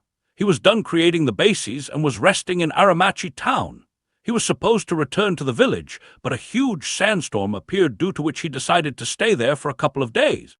We contacted him regularly, but they suddenly stopped replying to any message from the chakra transmission communication device. We've tried 5 times over the last 30 minutes without getting any response, so we aren't sure what happened." His words made the council think. After some time, Ryusa muttered, "The chakra transmission communication devices aren't perfect. Perhaps they damaged them somehow." Tajiro countered, "How could they damage the devices while being safe in a town? We should dispatch the Ambu to find out what happened." Everyone agreed. Sajo said, "Hopefully it's something along the lines of what Ryusa said. We can't afford to lose another." What are you thinking of, Baki?" Unlike others, Baki's expression was very tense. In fact, he looked terrified. Sensing everyone's gazes, he muttered, "Don't you find it odd that a sandstorm suddenly appeared in the path Renkazi was supposed to take? The day after the sandstorm appears, Suzuki Fujin has an outburst in the negotiations and leads an army here. And today, Renkazi is missing." Baki's bizarre hypothesis shocked the council. It didn't take a genius to figure out what he was implying. Tajiro exclaimed, "You mean to say that Suzuki Fujin is the one who attacked Renkazi? That's impossible. He was in the fire capital yesterday. It's already remarkable that he could move the army in such a short time." Baki replied, "Perhaps. However, we made the mistake of underestimating his chakra reserves during our attack. It isn't ordinary. What if the one who had an outburst wasn't Fujin but his shadow clone? He could have left the fire capital long back secretly and left a clone behind to fool Yura and Arisa. If so, he would have plenty of time to enter our deserts, amplify a small sandstorm into a massive one, and target Renkazi. And the army that is rushing in isn't to attack us. Instead, Fujin will carry out the preliminary strikes while the army reinforces him." Once again, Baki stunned the council. Ryusa asked, "Do you mean to say he came here alone as the vanguard?" Goza said, "That's impossible. Konoha has no reason to risk his life in such a manner." However, Baki questioned, "Is it really a risk? As long as he stays away from our village, can anyone stop him? Our scattered units will just be easy pickings for him." This time, the council was left speechless by Baki's question. After all, it was true. Who could stop Fujin if he entered the desert? Only Chiyo looked sharply at Baki and thought, "What a shame! The loss in Konoha has mentally impacted him. I can feel his dread at the prospect of facing that boy again. With such a mentality, he can't reach rank S in this lifetime." She said, "We can't blame every incident on Suzuki Fujin. Dispatch Anbu to find out what happened." "This is what?" In the main tent of the Konoha army, Hoka exclaimed in shock as he was looking at a map placed in front of him. He wasn't the only one. Konomi, Illumi, and Renjiro were in shock too. Unlike Hoka, they nervously glanced towards Fujin. Renjiro thought, "Sorry, Shikaku, this is just too much. I don't think I can stop him now. You're on your own." What none of them noticed was that Fujin's left eye twitched slightly. He thought, even though I put up an aggressive front, it was just because I was bored and didn't want to spend another month in the fire capital. As good as the food was, I need to get back to training. I didn't actually want to go to war and waste another few weeks or months bullying some weaklings. However, Fujin glanced at the unfamiliar face in the tent and thought, "What a strange chain of events. To think something like this would happen. This is too much, even by my standards. It's almost as if the gods want Sunagakure annihilated through my hands for some reason." Chapter 812. Karma. A few minutes earlier, a figure rushed through the vast deserts in the land of wind while Sunagakure dispatched several ambush squads towards Aramachi town. Surprisingly, despite running for a long time, he didn't run into a single Sunagakure ninja. As he ran, he glanced behind and thought, "My clone ran out of chakra nearly an hour ago. By now, Sunagakure should have realized something is off." That said, A smile formed on his face as he chuckled and muttered, "What an unfortunate village! Of everyone they could have selected, they chose me. No, this isn't bad luck, this is karma. It is retribution for their treacherous acts. Sunagakure is doomed. Hee, I'm finally here." The ninja was running straight to the camp being set up by Fujin's army. His movement was finally picked up by Sunagakure's patrol squads, but they couldn't identify who he was since he had used the transformation jutsu. They wanted to stop him, but it was too late. He was very close to the Konoha camp. Several Konoha censors, including Fujin and Hoka, also picked up his presence. Hoka muttered, "A Jounin-level ninja is coming straight at us. I can't see any traps on him. That's strange. He doesn't look afraid. On the contrary, he seems happy and excited. What's up with Sunagakure?" Fujin replied, "Who knows? It's a crazy village for sure. Maybe it has finally spread into their ordinary ninjas too." Renjiro glanced in his direction and asked, "Does he have seals hidden on his body? Or perhaps poison?" Fujin replied, "I don't feel any seals on his body. As for poison, it's hard to say. Though I have some knowledge about it, I can't be compared to the experts in Sunagakure. Thankfully, poisons need a medium to travel. Anyway, this should be interesting." Renjiro and Hoka nodded. The Konoha ninjas responsible for keeping an eye out immediately reacted and confronted him. A Yamanaka ninja grabbed a kana and asked, "Who are you, and why did you come here?" The ninja calmly answered, "I am here to meet Konoha's sword, Suzuki Fujin. I have something he needs." The Yamanaka ninja snorted, "Do you think we'll let anyone meet our command?" Stopped talking as Wind suddenly began moving around him and echoed, "Send him in!" Surprise and shock appeared on the faces of the Konoha ninjas as well as the Sunagakure Jounin. He thought, "Incredible! His control over the winds is insane. No wonder those guys were so spooked. I would be too if I had to face something like this." Following Fujin's orders, the Konoha ninjas led him into the main tent. The man finally dropped his disguise and respectfully said, "I'm Hisakawa Takahiro. I bring you information that is very critical for Konoha's plans. However, it is extremely sensitive. The fewer people who know it, the better it would be for Konoha." Renjiro raised an eyebrow and wondered, "Information, huh? Is he betraying his village or is he a—" Renjiro glanced at others in the tent who quickly left. In a few seconds, only Fujin, Hoka, Renjiro, Illumi, and Konomi were left in the tent, all watching Takahiro like hawks. Takahiro didn't pay much attention to others, instead focusing on Fujin. He thought, even though he is sitting with a harmless smile on his face, I can feel his intensity. If I make a single suspicious move, my head will roll before I realize. Sigh, he's much different from Lord Third. Takahiro finally explained, "I was given a mission by Lord Third to infiltrate Sunagakure before the Third Great Ninja War started. Over the years, I have provided several crucial pieces of information to Konoha. According to my orders, I should have stayed there for a long time, but I saw an opportunity that I just couldn't pass on." Fujin thought, as expected, "No wonder he is as calm as he is despite my intent." He smiled and asked, "So, what was the opportunity?" With a grin on his face, Takahiro answered, "In order to prepare for an impending Konoha invasion, Sunagakure dispatched Fuinjutsu Grandmaster Renkazi to create over 100 new small bases in the land of Wind. They sent an elite Jounin along with 4 Jounins to protect him. Unfortunately." A grin appeared on his face as everyone else in the tent was surprised. He continued, "They chose me as one of the 4 Jounin. Though it was difficult, I found an opportunity to make a move against them. I drugged them before killing them silently. I left a shadow clone to fool Sunagakure, but it ran out of chakra around an hour ago. They should have figured out something is off by now." Konomi's eyes widened. "Did he really kill a Grandmaster? Sunagakure has only 3 of them. This is a huge blow." Others had similar thoughts while Fujin thought, "That's 2 down. They now have only 1 in active duty." To lose 2 elite Jounins and 2 Fuinjutsu Grandmasters merely due to coincidences. Those guys truly are unlucky. Takahiro grabbed a scroll, placed it on the table and said, "This scroll contains their well-preserved bodies. We can read Renkazi's memories and understand more about Sunagakure's seals." And Takahiro pulled out another scroll, opened it, and summoned a large folded paper from it under the watchful gazes of Fujin and others. He spread the paper on the table, showing a large map of the land of Wind with several markings.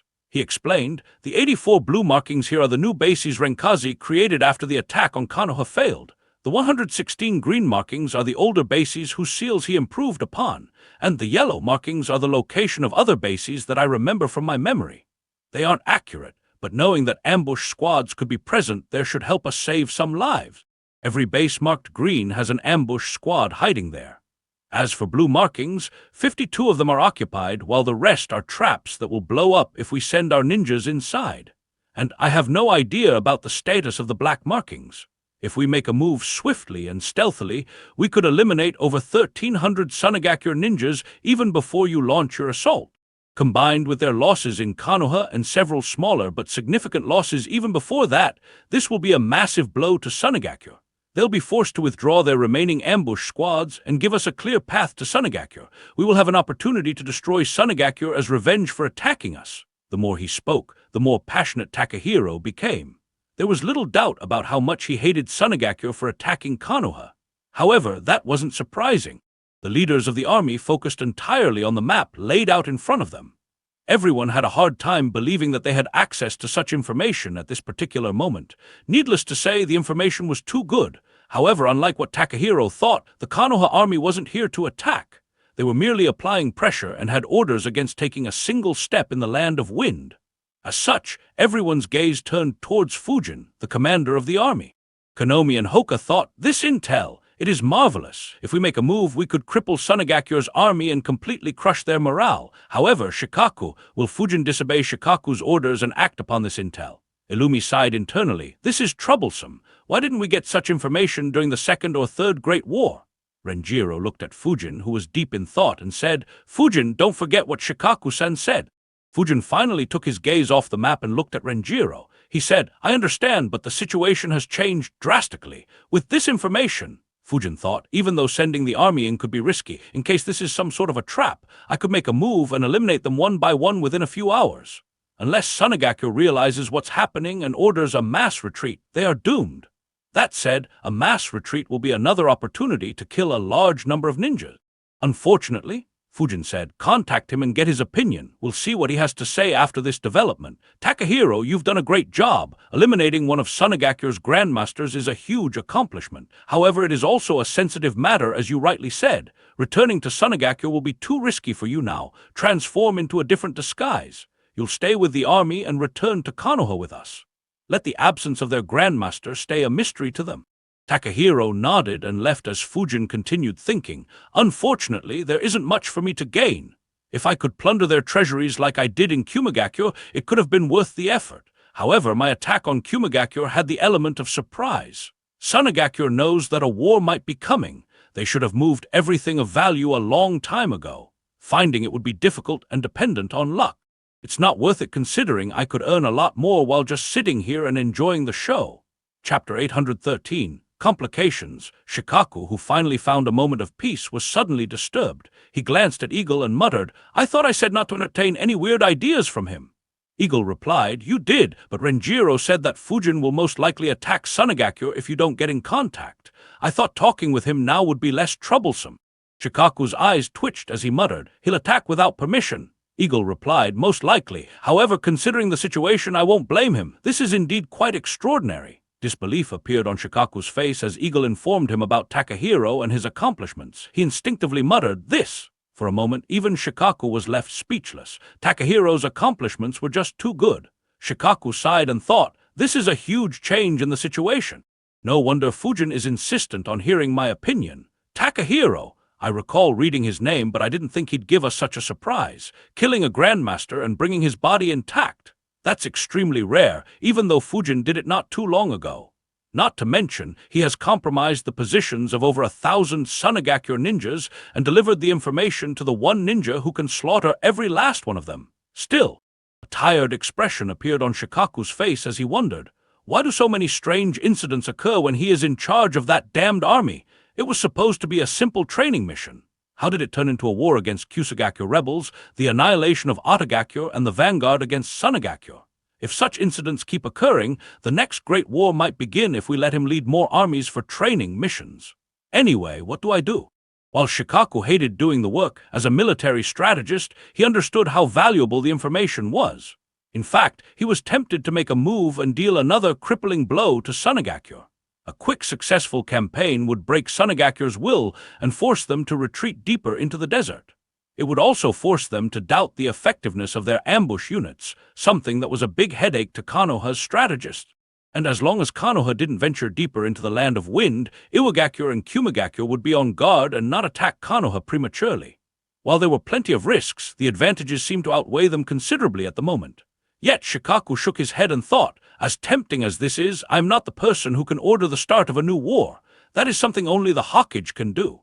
In the absence of the Hawkage, the entire council has to agree to it unanimously. Considering that Lord Jirya and nearly everyone in the council was against war, and the fact that negotiations with Sunagakure are nearing an end, I'll be crossing too many lines if I give him permission right now. Besides, even though we appear strong, we have too many vulnerabilities right now. Lord Third still hasn't woken up, and Kakashi is down as well. I still don't know whether Lord Jirya has found Lady Tsunade or not. Under such circumstances, I can't send Guy out of the village. So even though our forces are relatively unharmed, Fujin is the only capable commander available right now.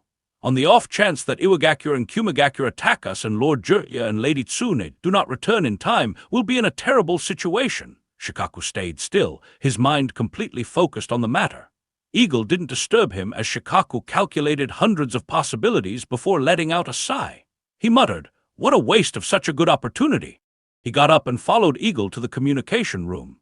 In the fire capital, the negotiations reached the final stage. Unlike the previous day, it was Sunagakure who was making the compromises and accepting most of Konoha's terms. In the end, they reached a stalemate regarding the three important matters. Sunagakure's side hoped that Konoha would make some concessions given how much they had conceded. Unfortunately, Konoha's team took full advantage of the pressure Fujin applied on Sunagakure. Yura sighed and said, "The elemental crystals are already touching our bottom line. We truly can't pay 500 million ryo on top of that. Our village will be bankrupt if we do. How about this? Instead of paying you up front, we'll do missions worth 500 million ryo for Konoha for free of charge." However, Koharu quickly replied, "Konoha ninjas are fully capable of doing every mission that comes to our village. We don't need any assistance in completing them." Yura analyzed, "Looks like Konoha truly didn't take much losses in the attack," he said. "In that case, we want Konoha to block missions coming from the Land of Wind so that we could stand on our own again. Only then can we afford to pay 500 million ryo." Hamura replied, "No, that goes against our policy. We accept missions from everyone no matter where they come from." With a smile, he added, "If you want, Sunagakure could issue missions to Konoha as well." Such a statement would have angered any Sunagakure ninja. However, the negotiation team had faced too many such instances and had become pretty immune to them. Arisa and Yura glanced at each other. No matter what they proposed, Konoha didn't budge, indicating how confident they were in their army. Arisa sighed and said, "You truly leave us no choice. All right, we'll accept this proposal. However, we have a condition.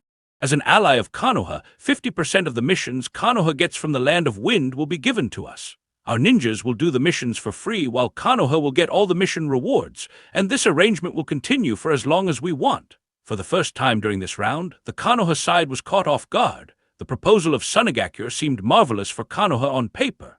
Their ninjas would complete the mission and take all the risk, while all the money would go to Konoha. No one would decline such an offer. Yet the Konoha side hesitated. Hiramasa thought, "This is indeed very clever. Though they're providing us with free labor, their true goal is to improve their reputation and make the people of the Land of Wind trust them again. Once they succeed in re-establishing the trust, their citizens will start going to Sunagakure instead of coming to Konoha. Sunagakure could also offer to do them directly at a cheaper price, attracting more customers. Over the next 4 or 5 years, they'll take nearly 80% of business coming to Konoha from the Land of Wind." Others realized the same. Inoichi thought, "We should reject this condition. Though it'll be good for us in the short term, it'll cause us a huge loss in the long term. Unfortunately." Inoichi glanced at the Wind Daimyo. As he suspected, the Wind Daimyo took a lot of interest in this proposal. Even if Konoha rejected the proposal, it was obvious that he would look into it and negotiate a separate deal with Sunagakure. It could cause Konoha to lose business from that country even faster. Thinking quickly, Koharu said, "This can be controversial. What if your ninjas don't do the missions to the same standard as our ninjas? Our reputation could be dragged through the mud if they mess up." Arisa immediately replied, "Don't worry. If anyone isn't satisfied with our job, we'll reimburse the full amount to them, even though they're paying Konoha." Hamura sighed internally. "Their council has thought about everything. I didn't think they'd be wise enough to come up with something like this. Where was this wisdom when they decided to ally with Orochimaru?" He glanced at the Wind Daimyo and thought, luckily, past differences can't be settled so quickly. They'll need several years to prove their sincerity. Realizing the futility of negotiating in this matter, Hamura said, "All right, we will accept it. However, this arrangement will continue for a minimum of 3 years, and during this time, Sunagakure can't undercut Konoha's mission prices." Yura immediately said, "Thigh." However, Hamura interrupted him and said seriously, "This is non-negotiable. If you want to make a move, better commit to it." Seeing his strong stance, the Sunagakure side relented. Arisa said, "All right. There is one more matter. It's regarding the appointment of our fifth Kazekage." Chapter 814, A Colossal Loss. The Konoha side prepared themselves. As they expected, Sunagakure would fight tooth and nail to ensure that Konoha wouldn't have a say in who became their Kazekage. Arisa said, "We can't give you a say in who becomes our leader. It's a strict no for us. However, we understand the points Suzuki Fujin made yesterday. As such, we want to offer you something that will be even more beneficial for Konoha." Hamura asked, "What is it?" Arisa replied, "In exchange for giving up on this demand, we will not only give you our knowledge on puppetry techniques as you want, but we will also give you Elder Chiyo's research in this area." With the help of a Yamanaka ninja, Shikaku used a chakra transmission communication device to contact Fujin's army. To his surprise, the one talking was Renjiro and not Fujin. He thought, on one hand, it's a relief that I don't have to convince him. On the other hand, the fact that he isn't communicating despite having such critical information is worrisome. I hope he isn't acting independently right now. From the perspective of others on the council, Fujin wouldn't make such a bold move as it would hurt his prospects of becoming a Hokage. They were only worried due to Fujin's youth and relative inexperience. However, Shikaku understood very well that Fujin didn't have much interest in taking such a troublesome responsibility, so he was far more worried. Unfortunately, there wasn't much he could do to stop Fujin from such a long distance away. He explained his reservations to Renjiro and told him not to make a move as of now. In the end, he said, "For now, let's wait for the negotiations to end. If they are successful, we'll give up on this opportunity since we'll gain a lot anyway. However, if they are still incomplete, I'll discuss the matter with others in the council to make a decision. Most likely, Fujin will have to make a move during the night to eliminate most, if not all of the squads Takahiro marked. In the meantime, have a few Yamanaka ninjas read the memories of the dead ninjas to ensure that Takahiro's information is accurate and that this isn't a trap. Also, ensure that Fujin doesn't make a move until we give orders." Renjiro replied, "All right, I'll see what I can do." He began walking back to the main tent while thinking, "As I suspected, the village is still against starting a war impulsively. If Lord Jirya and Lady Tsunade had returned and Lord Third and Kakashi had healed, the situation could have been different. However, right now..." Renjiro sighed and wondered, "Now how do I convince Fujin? He has become way too adventurous in the last few weeks. I hope he hasn't already snuck some clones out." Returning to the main tent, Renjiro informed the rest about Shikaku's decision. Once he was done, everyone looked at Fujin, wondering what he'd do. The senior ninjas were slightly nervous. However, Fujin's response would stun every one of them. In Land of Hot Water, Orochimaru reappeared in his base and saw Jugo weaving hand seals once again.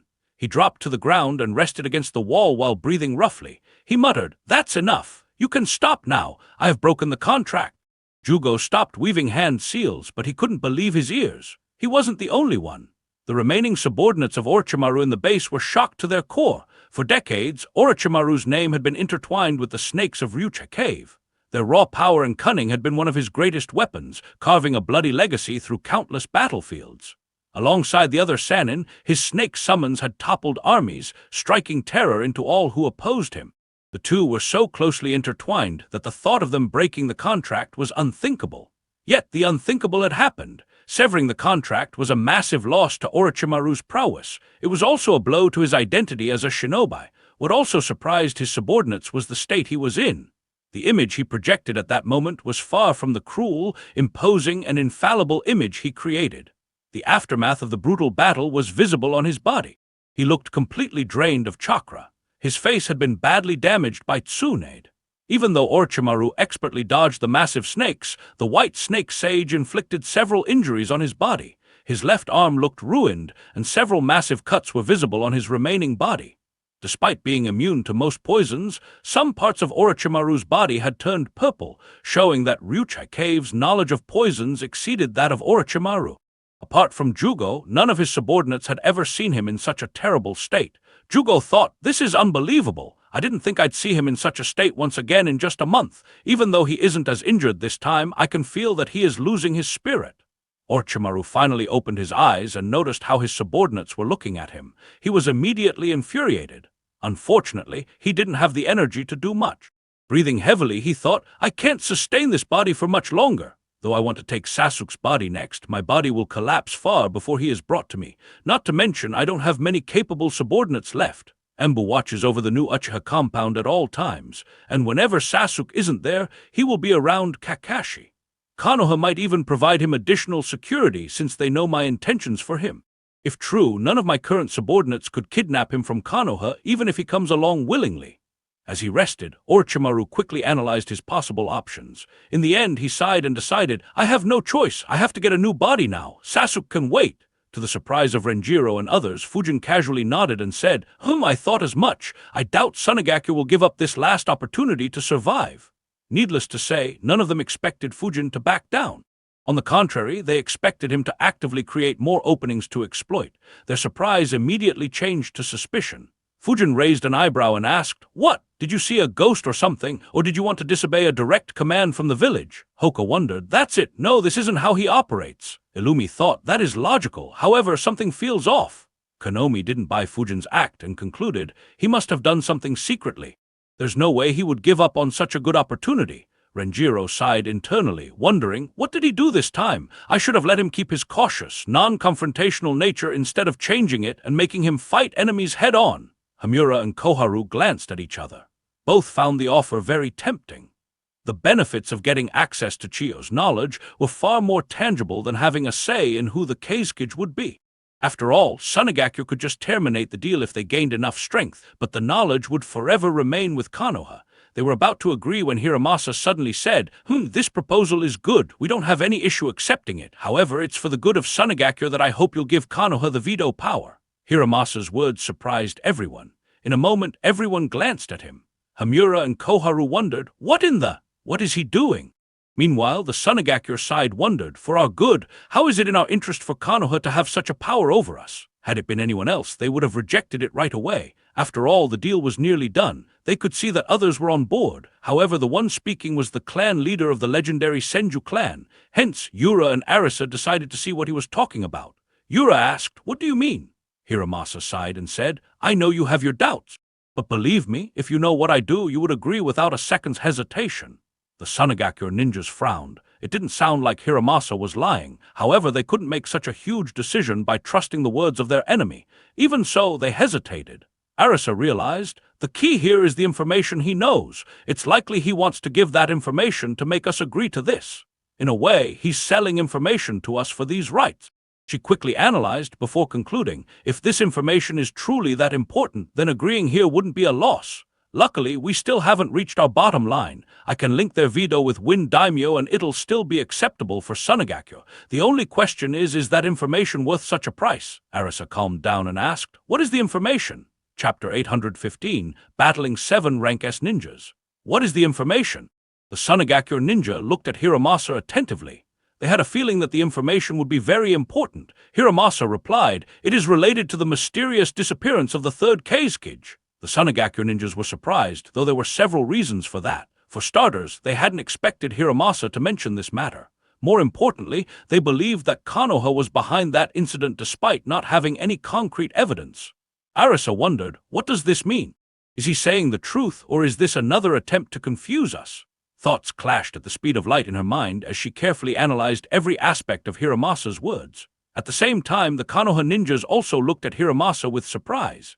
Needless to say, the ones who were shocked the most were the two elders. Hamura wondered, when did we learn about what happened with the third Kazekage? Koharu wondered, why didn't he inform us if he had information on that? Or is this just a bluff?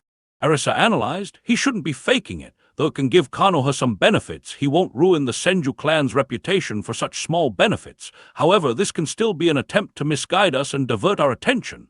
After thinking for a bit, Arisa asked, how accurate is this information, and what do you know about it? Do you know everything related to his death? Hiramasa shook his head and answered, it has been nearly 2 decades since his death. Getting concrete evidence about everything that happened then is impossible. However, with this information, we are 99% sure who the killer is. We also know why no one ever discovered anything related to him. Hiramasa let out a long sigh. He looked at the Sunagaki ninjas and muttered, the information is quite shocking. Even I never expected it'd be something like this. If you don't learn it, who can say how many more losses you'll face in the future? If you don't take the necessary precautions, you may even lose another Kazekage. That is why I insist that you give Konoha the veto power. The room became dead silent. Both sides realized that Hiramasa wasn't bluffing. The The Sunagakure negotiation team felt the gravity of the situation. They realized that their village had a few terrifying hidden dangers. At the same time, Hamura and Koharu were miffed at not being informed of something so important. Even Inoichi and Tsume wondered why Hiramasa never shared this information with the council. After a few minutes, Yura said, "All right, however, we want to make a change to your terms. Instead of Konoha having the power to veto our choice of Keizukage, that power will lay with both you and Daimyo-sama. Only if both of you reject the person we choose will we change our choice." The Konoha side had already considered that Sunagakure would demand this change. So Hiramasa immediately agreed, "That's fine with us. However, the information will cost you extra. You'll have to pay 1,000 wind crystals, 250 fire crystals, and 250 earth crystals to get this information. In addition, the payment will have to be made first." Once again, everyone was caught off guard by Hiramasa's words. In the blink of an eye, he transformed from a kind, compassionate old man to an experienced swindler. For a moment, no one knew what to say. A few from Konoha noticed a detail. They wondered, just wind, fire, and earth crystals? Why's that? Before any of her subordinates lost their temper, Arisa asked as politely as she could, "Do you mean this is in addition to 2,000 wind crystals and 500 of each of the remaining elemental crystals that we agreed to pay?" Without a moment of hesitation, Hiramasa nodded casually. Arisa's eyes twitched. Yura immediately said, "I'm sorry, but the previous agreement itself is way beyond our bottom line. We can't afford such a cost. Besides, we are giving you the power of veto in exchange for the information." Without backing down, Hiramasa said, "If we weren't allies, we wouldn't have sold this information even if you offered us 10,000 elemental crystals. From what I see, you're getting off easy. Besides, considering how dangerous it was to obtain this information, you're practically getting it for free." Hiramasa's words directed the focus of everyone to a question they had but didn't ask. How did Hiramasa get this information? Needless to say, such things wouldn't be asked openly due to the secrets involved. However, since Hiramasa brought it up himself, they could finally ask. Yura immediately jumped on the opportunity. "Would you enlighten us how dangerous it was?" Arisa analyzed. "If he answers, we can get clues about where he obtained the information. Perhaps we could obtain it ourselves too. However, he isn't foolish to make such a mistake. If he says it, then it'll be something we can't get with our capabilities, or perhaps the cost of doing so would be disastrous." Even Hamura, Koharu, Inoichi, and Tsume were curious. After all, this was one of the greatest unsolved mysteries in the ninja world. There was no other instance of a cage vanishing without a trace. Hiramasa finally said, "This information wasn't obtained by me or my clan members. It was recently obtained by Suzuki Fujin. Even as strong as the boy is, he nearly lost his life in getting it." Everyone was shocked. Fujin's strength was no longer hidden or subject to speculation. While he still had several terrifying hidden cards, the strength he exposed was extremely formidable. Sunagakure no longer held misgivings about it and had no plans to assassinate him like Rasa wanted to do. Similarly, everyone in Konoha was aware as well. During the attack on Konoha, Fujin contributed the most after Hiruzen. No one else came close to his contributions. The fact that he fell into such a predicament alarmed the Konoha council members. Hiramasa continued, "He battled 7 rank S ninjas by himself, and it was during this battle that he gained this information." Battled 7 rank S ninjas? Without an exception, everyone's pupils dilated and eyes widened, some in surprise, others in terror. Their breathing became rough. They quickly came to their senses as they had some doubts. Tsume looked suspiciously at Hiramasa as she questioned, 7 rank S ninjas? Do rank S ninjas grow on trees now? Where did Fujin run into so many toge? Her eyes widened once again as she realized the answer to her question. The council members on both sides realized it as well. Arisa analyzed, "The Akatsuki, the mercenary organization, recruited several rogue rank S ninjas. To think they would have as many as 7 while our village barely has 1. So that organization has something to do with the disappearance of Lord Third. From what I know, it didn't exist back then. However, someone strong enough to recruit such ninjas wouldn't appear out of thin air. Could he be the one behind it? Not to mention, Elder Chiyo's grandson, Sasori, is also said to be a member of Akatsuki. Did he have something to do with it? Or could it be that he figured it out and wanted to pass the message through Fujin? Or is it something completely unrelated to the Akatsuki, but something Fujin found just due to their battle? Of course, there's also a chance that this is a lie. He knows that we can't take on such an organization at this moment. Maybe they got the information from somewhere else, but are mentioning them in case we make a stupid decision and confront them." Arisa had a headache. Though Hiramasa's words gave them some clues, it created more confusion instead of solving the mystery. Complicated expressions started appearing on the Sunagakure ninjas as they grasped Hiramasa's move. Even though her face gave away nothing, Arisa was completely annoyed. Doing her best to hide her hate, she looked at Hiramasa and thought, "What a cruel move! He has dangled this information in front of us like bait. There is no way we can say no after coming this close to understanding what happened to Lord Third. The price he put is just low enough that we can't use it as a reason and try to bargain it down. Honorable clan my ass, he's more cunning and devious than anyone I have seen." Chapter 816, concluding the negotiations. Arisa and several others understood they had no choice but to accept Hiramasa's terms. Even though the cost had truly surpassed what the Sunagakure Council had agreed upon, they would have to accept it considering the circumstances. It was just that it was humiliating how badly they were being manipulated, making them reluctant. Hiramasa easily read their feelings as he glanced at the Sunagakure ninjas. He said, "If you don't think this information is worth this small cost, then I have no words for you. It is due to this information that Fujin was against the alliance. I had to work hard to convince him to sell this information at such a low cost. If you don't want it, then it's fine. We can complete the negotiations without including this." He quietened down after expressing himself, displaying no concern about whether Sunagakure accepted the deal or not. To ensure that he didn't start adding more conditions later, Arisa unwillingly muttered, "We accept. However, considering how critical this information is, I hope you can provide it to us immediately." Hiramasa smiled and said, "Unfortunately, this was Fujin's decision. Considering the danger he had to face, I couldn't ask him to compromise any further." Arisa thought, "As if, seeing how devious he is, I'm even more certain that Fujin didn't fight 7 rank S ninjas. At most, he may have had a run-in with them and escaped immediately. Or perhaps he just met a few of them, if at all, and they are now exaggerating it." Unfortunately, she had no choice but to relent. They had to know what had happened with the third Kazekage and the dangers they were unaware of. Arisa and Yura agreed to the terms. With their agreement, the long negotiations finally came to an end. Konoha and Sunagakure would continue their alliance despite the small hiccup. The two sides began drafting the final agreement and sent messages to their respective villages at the same time. In Konoha, Shikaku had a strange expression. He looked at the Yamanaka ninja who reported the news and asked, "Tell Fujin that Sunagakure accepted his deal. What did they mean by that?" The Yamanaka ninja answered, "I don't know." Shikaku replied, "Contact them and ask them." Wait, I'll come with you." He followed the Yamanaka ninja into the communication room and contacted the negotiation team. As he learned what it was, Shikaku entered into deep thought. He wondered, the news of the third Kazekage. Did Fujin confirm that the puppet with Sasori is the third Kazekage? When did he do that? Or is he just betting that is the case? Shikaku analyzed for a bit before concluding, "No, Hiramasa won't stake the reputation of the Senju clan on speculation. Fujin must have some solid proof. Did he run into the Akatsuki again? Why didn't he report it to me?" Shikaku frowned. He had a hunch that something critical had happened.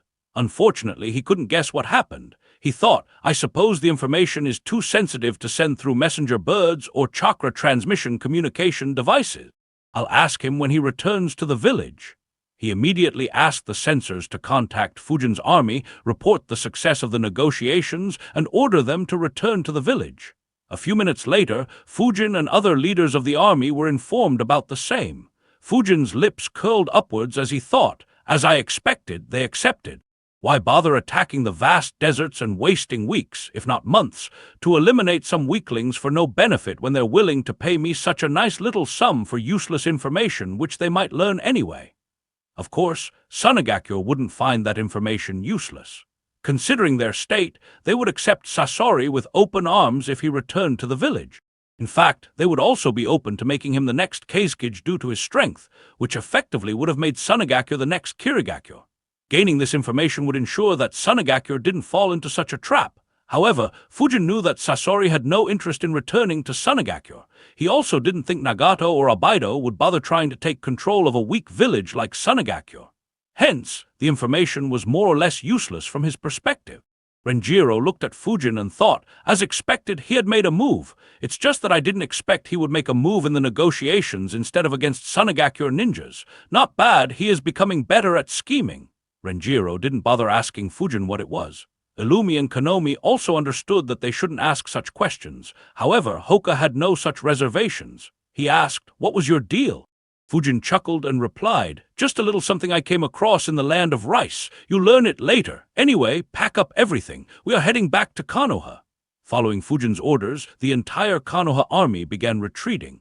The reaction of his subordinates was mixed. Some were happy that they wouldn't have to risk their lives, while some were sad due to losing another opportunity to gain fame. Unlike the mixed reaction of Konoha's army, every single Sunagakure ninja who saw the massive army leaving was relieved. A massive weight was lifted off their shoulders. They quickly communicated the same to their council, who were relieved as well. Goza said, "Arisa and Yura did a good job. Other than elemental crystals, they resolved everything at or under our bottom line."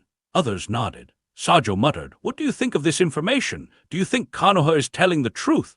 Ebizo answered, "It's hard to say. Rasa always assumed that it was Konoha. Though we had our doubts, they were indeed the most suspicious ones. Sharing information now could be a way to absolve themselves of the blame and divert our attention elsewhere. We need to wait and see what the information is before we can conclude."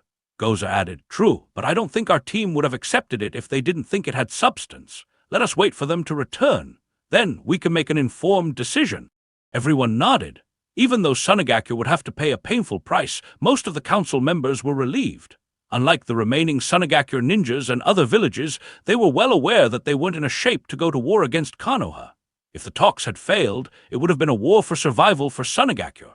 Even Fujin and Shikaku weren't completely aware of this, as they didn't know how the talks between Sunagakure, Iwagakure, and Kumagakure were progressing. The only ones who weren't happy were Tajuro, whose path to the seat of Keizukage had been terminated, and Chiyo, who didn't like Sunagakure's increased dependence on Konoha. While she understood that they didn't have a choice, it was a bitter pill to swallow. In the Fire Capital, the two sides drafted the final agreement and signed it along with their respective daimyos. The Fire daimyo wanted to have a celebration for the new alliance, but both sides rejected it due to the losses they faced. Once they retreated to their respective hotels, Koharu and Hamura called for a small meeting of the council members. They immediately asked, "Hiramasa, how did the third Keizukage die?"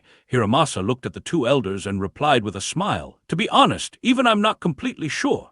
Fujin just told me he learned about it during his trip to the land of rice and is almost certain of what happened. He said that Sunagakure would desperately want that information, so I used it to get more resources from them." Needless to say, Hiramasa wouldn't give out the secret now. After all, Sunagakure had promised to pay a huge price, which would entirely go to Fujin. He could see that Fujin and the elders had some friction between them. If Koharu or Hamura gave that information to Sunagakure for free or at a smaller cost, they would have no reason to honor the deal with Fujin. Konoha wouldn't pursue the matter either, since Sunagakure would honor the remaining agreement, which would mean that Fujin would be the only loser. Koharu and Hamura realized his thoughts and had ugly expressions. Koharu asked, "Do you mean to say that you staked the reputation of the Senju clan without knowing whether his information was accurate?" Hiramasa casually replied, "You're forgetting that Renjiro trained the boy. He completely trusts Fujin, so I have no reason to doubt his words." He chuckled and added, "Don't be impatient. I'm sure he would inform the council of what he discovered once we meet in the village." Hamura and Koharu understood that Hiramasa wouldn't back down. Pursuing it wasn't of any use. Inoichi and Tsume understood the same, though they didn't mind it, unlike the elders. Inoichi suddenly said, "Now that I think about it, it's rather amusing. Sunagakure doesn't know how the third or the fourth Keizukage died, while we know exactly what happened with the fourth Keizukage and have clues about the third Keizukage." Chapter 817, Ripping Off the Skin. Hamura, Koharu, Hiramasa, and Tsume had strange expressions as they thought about what Inoichi said. Sunagakure never learned what happened with their third Keizukage. Even though they understood that the fourth Keizukage was killed by Orochimaru, they didn't know how that happened either. They just knew the final result. On the other hand, Fujin discovered clues about the third Keizukage's death, while Konoha knew exactly what happened to Rasa thanks to the memories of the Sound Four. They knew how, when, and where Rasa had been killed. This was why there was never a doubt in the hearts of any council members when Sunagakure ninjas claimed that they were fooled by Orochimaru. It was unfortunate that they couldn't use this in the negotiation. Even though they read the memories of some of the Sound Four ninjas, they couldn't provide any concrete evidence of Sunagakure's involvement since no one else had a technique to read memories. Sunagakure could simply accuse Konoha of lying, and it would be their words against each other. So, it wouldn't give Konoha any substantial upper hand in the negotiations. More importantly, claiming this information would force Konoha to take harsh measures. Otherwise, they would look weak and their decision to make peace would come under question. Hence, this information was never used during the talks. Regardless, Inoichi and the rest found this quite amusing. Tsum chuckled and said, maybe it would have been a good idea to go with Fujin's proposal. With their sheer incompetence and tendency to backstab, we can't count on them. Inoichi sighed. If only they weren't so difficult to invade. In Tanzaku Town, Naruto and Tsunade had a rematch, as in the original story. Needless to say, the result was no different from their first match. However, there were several changes as compared to the original story. Due to Kabuto's death at the hands of Fujin, Naruto didn't have a chance to battle him and master the Rasengan in the process. And since Tsunade had long recovered from her phobia, Naruto didn't get an opportunity to show how strong his resolve was. As such, the impression he left on her was far from what he did in the original story. That said, it wasn't as if he had no impact on Tsunade. His dream and words made her remember Dan and Nawaki. In addition, she saw how hard he trained to win his bet. As such, he still made a good impression on her. Knowing that her necklace would help him suppress the 9 tails, she gave it to him despite winning the bet. However, she took his Gama-chan, which held all the money he won in gambling while traveling with Jiraiya. They were about to call it a night when Jiraiya received a scroll from one of his toads. His eyes immediately widened, something that didn't miss the eyes of others. Tsunade asked, "What happened?" Jiraiya replied in a grim tone, "Suzuki Fujin is marching his army towards the land of wind. We may soon be at war with Sunagakure. The army should have already reached the border of the land of wind by now." Even though Shikaku had no way to contact Jiraiya, Jiraiya had his own information network, which was independent of Konoha's network. However, it couldn't keep up with the instantaneous nature of the chakra transmission communication devices. In addition, Fujin's army had moved swiftly and stealthily. As such, Jiraiya received the message when the Konoha army was already withdrawing. Unfortunately, he didn't know that. Tsunade sighed, "A war once again." Naruto asked in shock, "What does this mean? Why is Big Brother Fujin attacking Sunagakure? Wasn't our war over?" Jiraiya replied, "I can't say for sure. When I left, the council was against starting a new war. Perhaps the peace talks collapsed, or this could just be a bluff to force Sunagakure to accept our demands, or something critical may have happened. Irrespective, we need to head to the village immediately to understand what is happening." Tsunade nodded. Within minutes, the 5 of them started moving towards Konoha at high speed. As they moved, Tsunade asked, "I have heard Suzuki Fujin's name frequently recently, a bit too frequently. This should be the Nara kid's work. What do you know about him?" Before Jiraiya could answer, Naruto butted in, "Big Brother Fujin, he's awesome. He's cool, strong, and taught me cool wind jutsus. Also," slight fear could be seen on Naruto's face as he added, "he can be a bit scary at times. I'm never pranking him." Tsunade chuckled at Naruto's reaction and thought, "That's quite an impression he made on Naruto. Must be something if this kid is afraid of him while being so impressed at the same time." She glanced at Jiraiya, who replied, "Fujin. He's a bit complicated to get a hang of. Anyway, he is an orphan with a civilian background and graduated around 7 years ago and became Renjiro's student. Sensei took a liking to him and had been guiding him for a while. He's become quite a shinobi, almost reminds me of Minato, though Fujin is more terrifying in some aspects." Tsunade was surprised by Jiraiya's words. She didn't expect him to compare Fujin to Minato. She thought, no wonder they have been promoting him so much. However, Jiraiya added, he specializes in wind jutsus. Sensei said that Fujin's control over the wind was the best he had seen since the second Kazekage. His mastery of Fuinjutsu is quite deep as well. Without him, Konoha would have suffered heavily due to Orochimaru's assault. Tsunade frowned and asked, "If that is the case, why did I never hear about him earlier? Surely a ninja of that caliber would have gained fame earlier." Jiraiya nodded. "He gained fame, rather infamy. However, nearly all of his missions were kept a secret. His mission record isn't maintained even in Konoha.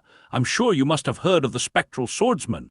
Chizun's eyes widened as she asked loudly in surprise, "He's the Spectral Swordsman?" Naruto was startled by her sudden shout. He looked at her and asked, "What's so special about the Spectral Swordsman?" Chizun explained, "He's sort of a legend in the countries around the Land of Fire. Nearly everyone is terrified when they hear his name. However, that name became popular a few years ago, but you said he graduated only 7 years ago." Naruto was surprised. Even though he had learnt about this title from Sayaka and knew some of the rumors, he never expected his name to be so feared. He suddenly recalled the scenes of Fujin cutting down the enemies in the arena and the gore around. Jiraiya nodded and said, "Yes, he was quite young back then, which is why the secrecy. He left the ambush shortly after Iwagakure somehow discovered his identity. Following that, he has only been taking extremely critical missions. Even I'm not aware of most of them. Shikaku will likely brief you about them." Tsunade smiled and muttered, "Interesting."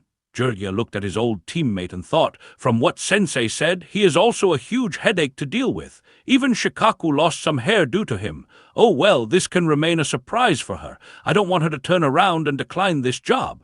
With neither Jirya nor Naruto speaking anything bad about Fujin, Tsunade rushed towards Konoha while being completely in the dark about what she would have to deal with in the future. As Fujin, his army, Jirya's group, the council members and the negotiation team started returning to the village, news began spreading throughout the ninja world. Konoha actively informed their allied village about the new alliance between the two villages.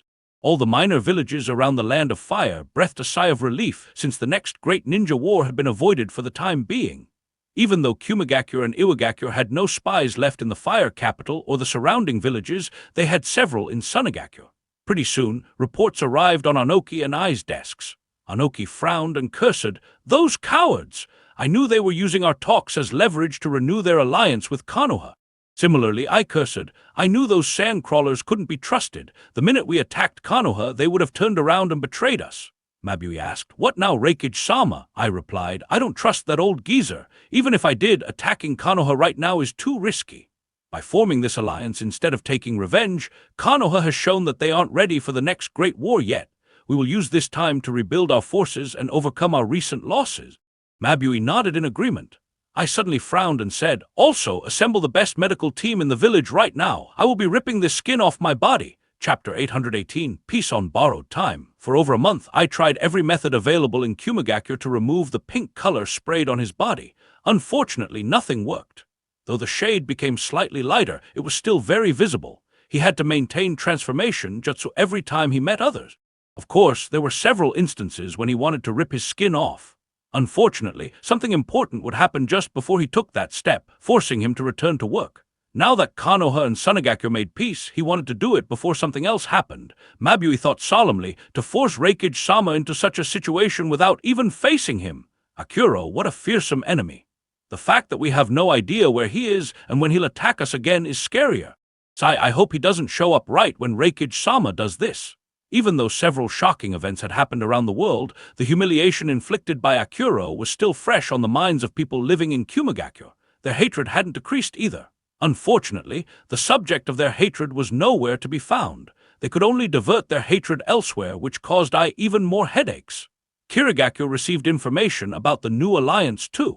However, neither faction paid any attention to it. The situation in the Land of Water, though tense, was a bit strange.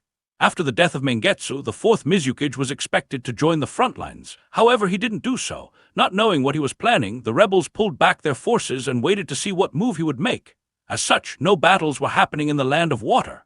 The ninja world, which was on the verge of exploding into another great war, suddenly calmed down completely. Of course, this peace was very brittle. All it would take to break it would be a single rank S ninja. It was something that every leader understood. Not one of them was counting on this peaceful phase to continue for long. The two factions in the Land of Water had a war to settle. The rest would soon begin building their forces to prepare for the next round of hostilities. In Kumigakure, Ai had to rebuild his reputation and regain the trust of his subordinates. In addition, he had to rebuild their elites. Sunagakure was the most hit among any village. They needed to do some serious introspection to stop declining any further. They had taken the first step by establishing another alliance with Konoha and buying much-needed time. However, the road to rebuild their village was very long. Iwakage was doing relatively well. They had already recovered to some extent from the blow Fujin gave them a few years ago. However, Han's absence was a painful blow to Iwagakure. With Anoki not getting any younger, Iwagakure needed to raise more rank S ninjas. At the same time, Anoki wanted to raise more elite forces to make up for this shortcoming temporarily. Konoha, which looked extremely strong and near invincible, had its fair share of troubles too. What other villages didn't know was that Hiruzen was still in a coma. Kakashi, one of their strongest ninjas, was also unconscious. In addition, they would have to adjust under a new leader. However, with the two Sanins finally returning to the village, their situation was far better than others. They would soon start working to become so strong that they would truly seem indomitable. There was another who finally enjoyed some peace. Even though he was still hiding, he was relieved that no one was chasing after him or reverse summoning and ganging up on him. While I healed his mutilated body, Fujin's army marched back to Konoha, the two Sanins rushed back to their village, and Sunagakure searched for their missing grandmaster. Orochimaru was preparing to use his forbidden technique to take over a new body. While the fire capital slept peacefully, the schemes in the dark never halted. As the first rays of the sun hit Konoha, a few figures appeared at their gate. The guards were shocked as soon as their eyes lay on those figures. However, their shock quickly changed into relief. Two of the strongest ninjas in Konoha's history had returned to the village. Tsunade glanced at the village and muttered, "It's been a while." Naruto looked at her reminiscing about the past. Jiraiya smiled and muttered, "Told you, you should have visited occasionally." Tsunade didn't reply. Instead, she said, "Let's go. We need to see what the situation is." Without a word, both flickered without the use of any hand seals, leaving Shizune and Naruto dumbfounded. Neither noticed their teachers leaving until they disappeared. Shizune exclaimed in surprise, "Lady Tsunade." Meanwhile, Naruto angrily exclaimed, "Hey now, you're gonna ditch me here? I can use body flicker too." He weaved hand seals and flickered too, though lagging behind by a huge distance. Shizune followed as well while carrying Taunton. The guards just looked helplessly at each other, wondering what they should do. Shikaku, who finally slept peacefully after several weeks, was disturbed once again as several Ambu ninjas appeared outside his house. Waking up, he grumbled, "What is it this time? Did someone tell them to disturb my sleep every single night? Stop complaining and go see who it is." Poor Shikaku could only follow his angry wife's words. As soon as he opened the door, one of the Ambu ninjas reported, "Shikaku-sama, Tsunade-sama and Jiraiya-sama have returned to the village. They want to inquire about the situation from you." Shikaku looked at the Ambu ninja expressionlessly while wondering, couldn't they show up at a normal time? Why did they choose this time in particular? "Shikaku-sama," seeing Shikaku being non-responsive, the Ambu ninja asked again. Shikaku sighed and muttered, "Lead the way." In the Hokage's office, Tsunade observed, "This place hasn't changed one bit." Jiraiya replied, "You can make all the changes you want soon." "Hey, you too, it wasn't fair to leave us behind like that," Naruto complained while breathing heavily as he finally caught up with the two of them. Tsunade smirked and crossed her arms, glancing back at the winded Naruto. "And you want to be Hokage? If you can't even keep up with two old folks, how do you plan on leading a village?" Naruto immediately retorted, "You just caught me off guard by that cheap move. Besides, why would I chase anyone when I become the Hokage? Everyone will be following me." Tsunade and Jiraiya just stared at Naruto. Neither had the heart nor knew how to tell how troublesome the job was to the spirited kid. Several Ambu ninjas suddenly flickered outside the office along with Shikaku, who walked in. Both immediately became very serious. Jiraiya asked, "Shikaku, what's the status of our talks? I heard that we were marching on the land of wind." Shikaku thought, "So the reason why I was woken up was because he heard something, and that something was Fujin's doing. In the end, it's still that kid disturbing my sleep." He sighed and answered, "You're late." Jiraiya, Tsunade, Naruto, and Shizune tensed up as they feared the worst. Shikaku continued, "The talks concluded yesterday. Sunagakure accepted most of our demands. Did march towards them, but the army is already returning to the village." Everyone sighed in relief while Shikaku complained in his heart, "You could have asked this to anyone. Why did you have to disturb my sleep?" Despite not saying anything, both Tsunade and Jiraiya could read him like a book. It was very obvious that Shikaku wanted nothing more than to go back to sleep. Smiles appeared on the faces of two Sanins.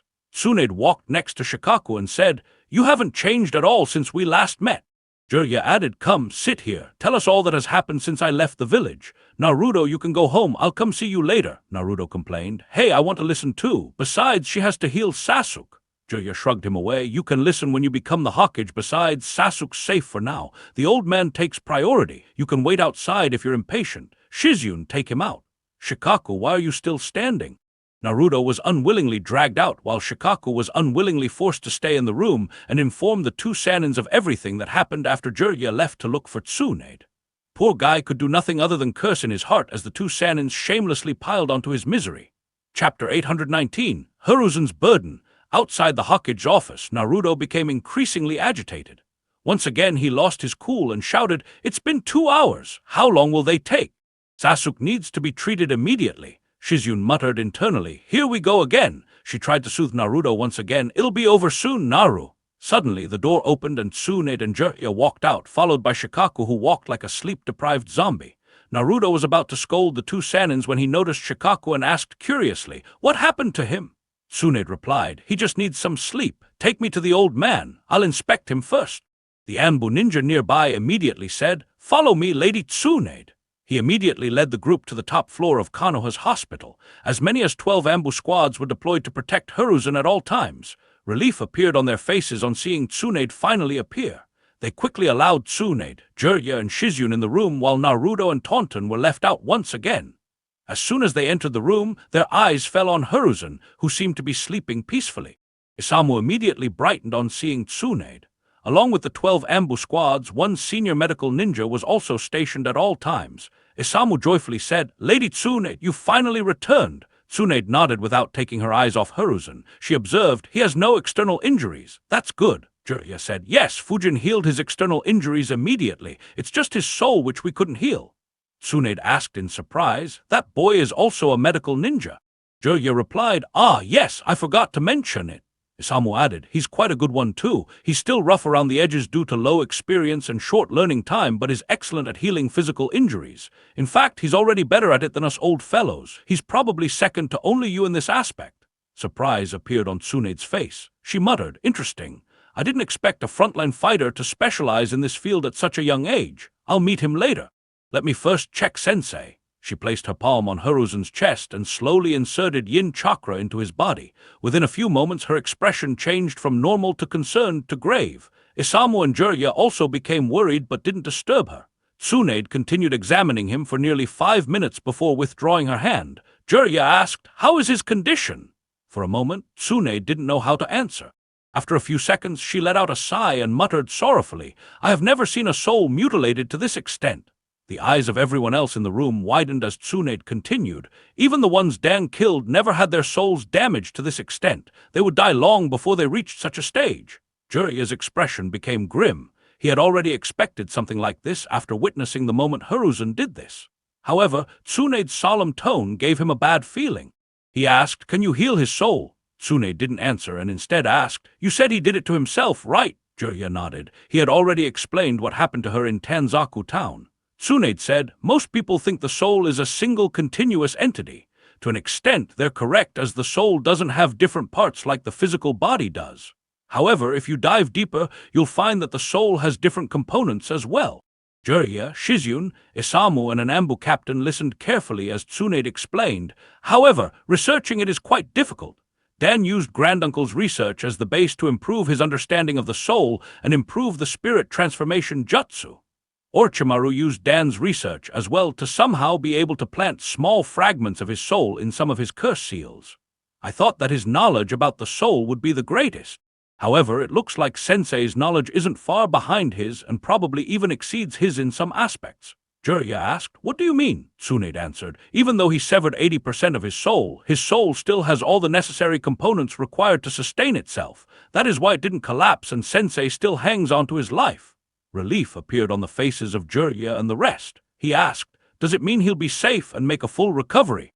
Tsunade sighed sorrowfully. "It's not that simple. A soul is both brittle and tenacious at the same time. As long as it hasn't collapsed, a soul will heal itself slowly over time. However, that is true for minor damages. Sensei's soul has been damaged to such an extent that even with my help, it is highly unlikely for it to completely recover.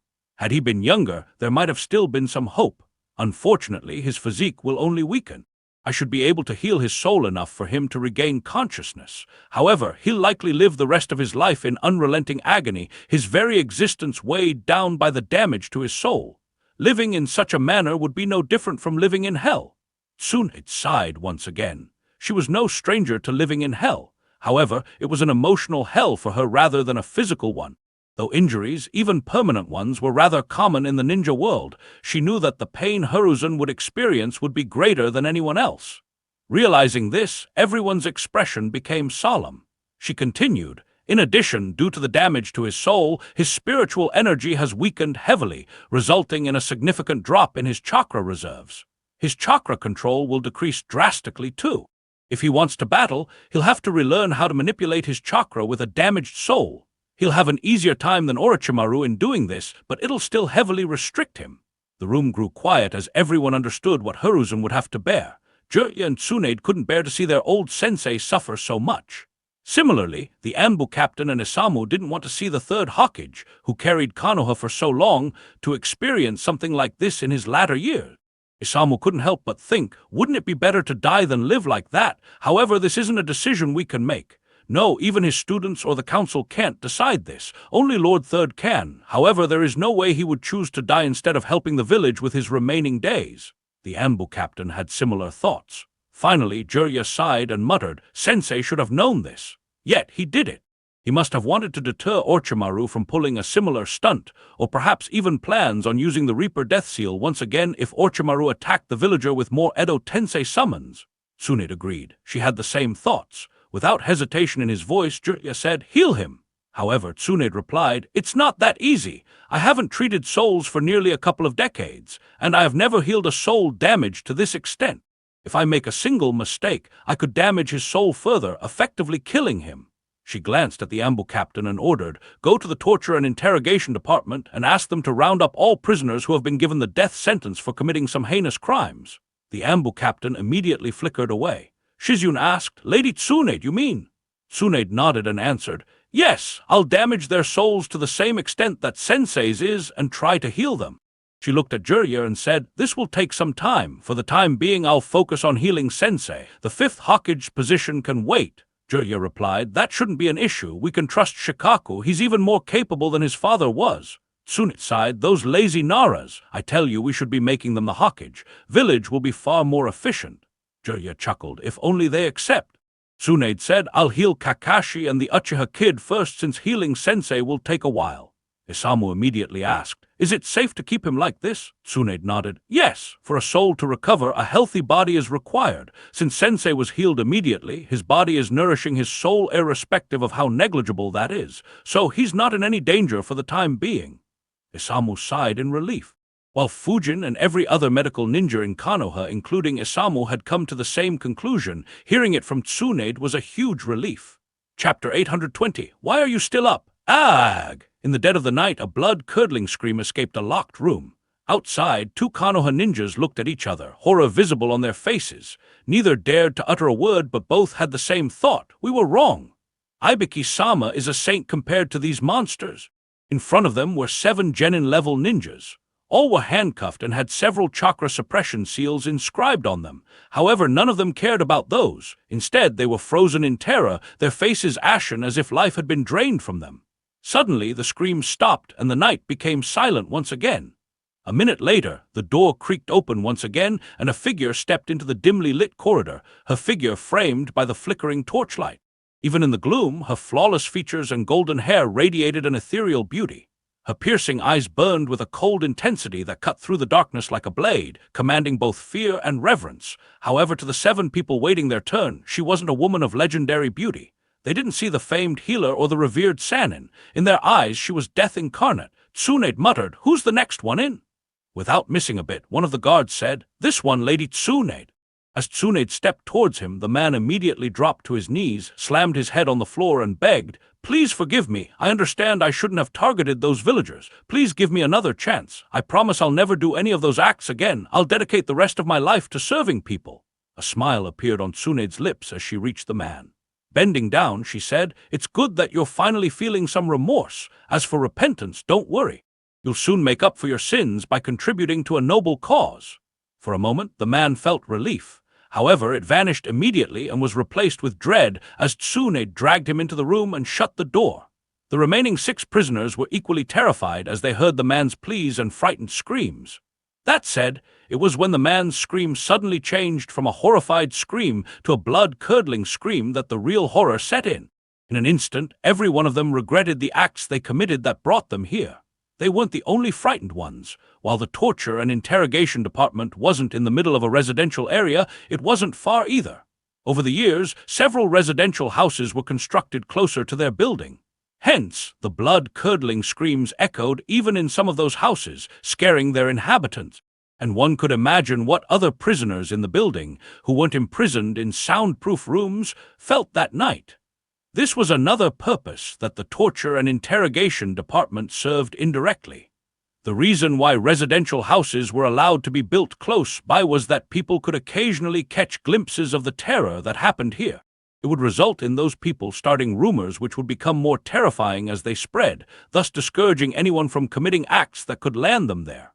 Inside the room, the screams stopped once again. As she looked at the man lying on the bed, a troubled expression appeared on Tsunede's face. She muttered, "This is the third prisoner. I want to heal a soul to see if I can heal Sensei, but how did you do it, Sensei?" Tsunade let out a sigh. In order to get the best idea, she wanted to work with souls that had been mutilated exactly like Hiruzen's soul.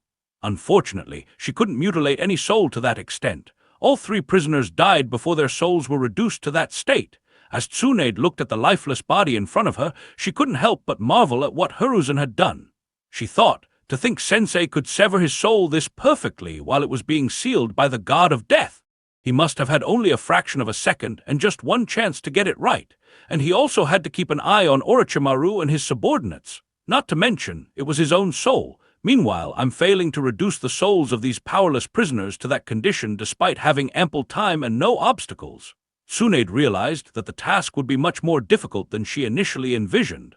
Looking at the lifeless body, she muttered, "I'll need more test subjects."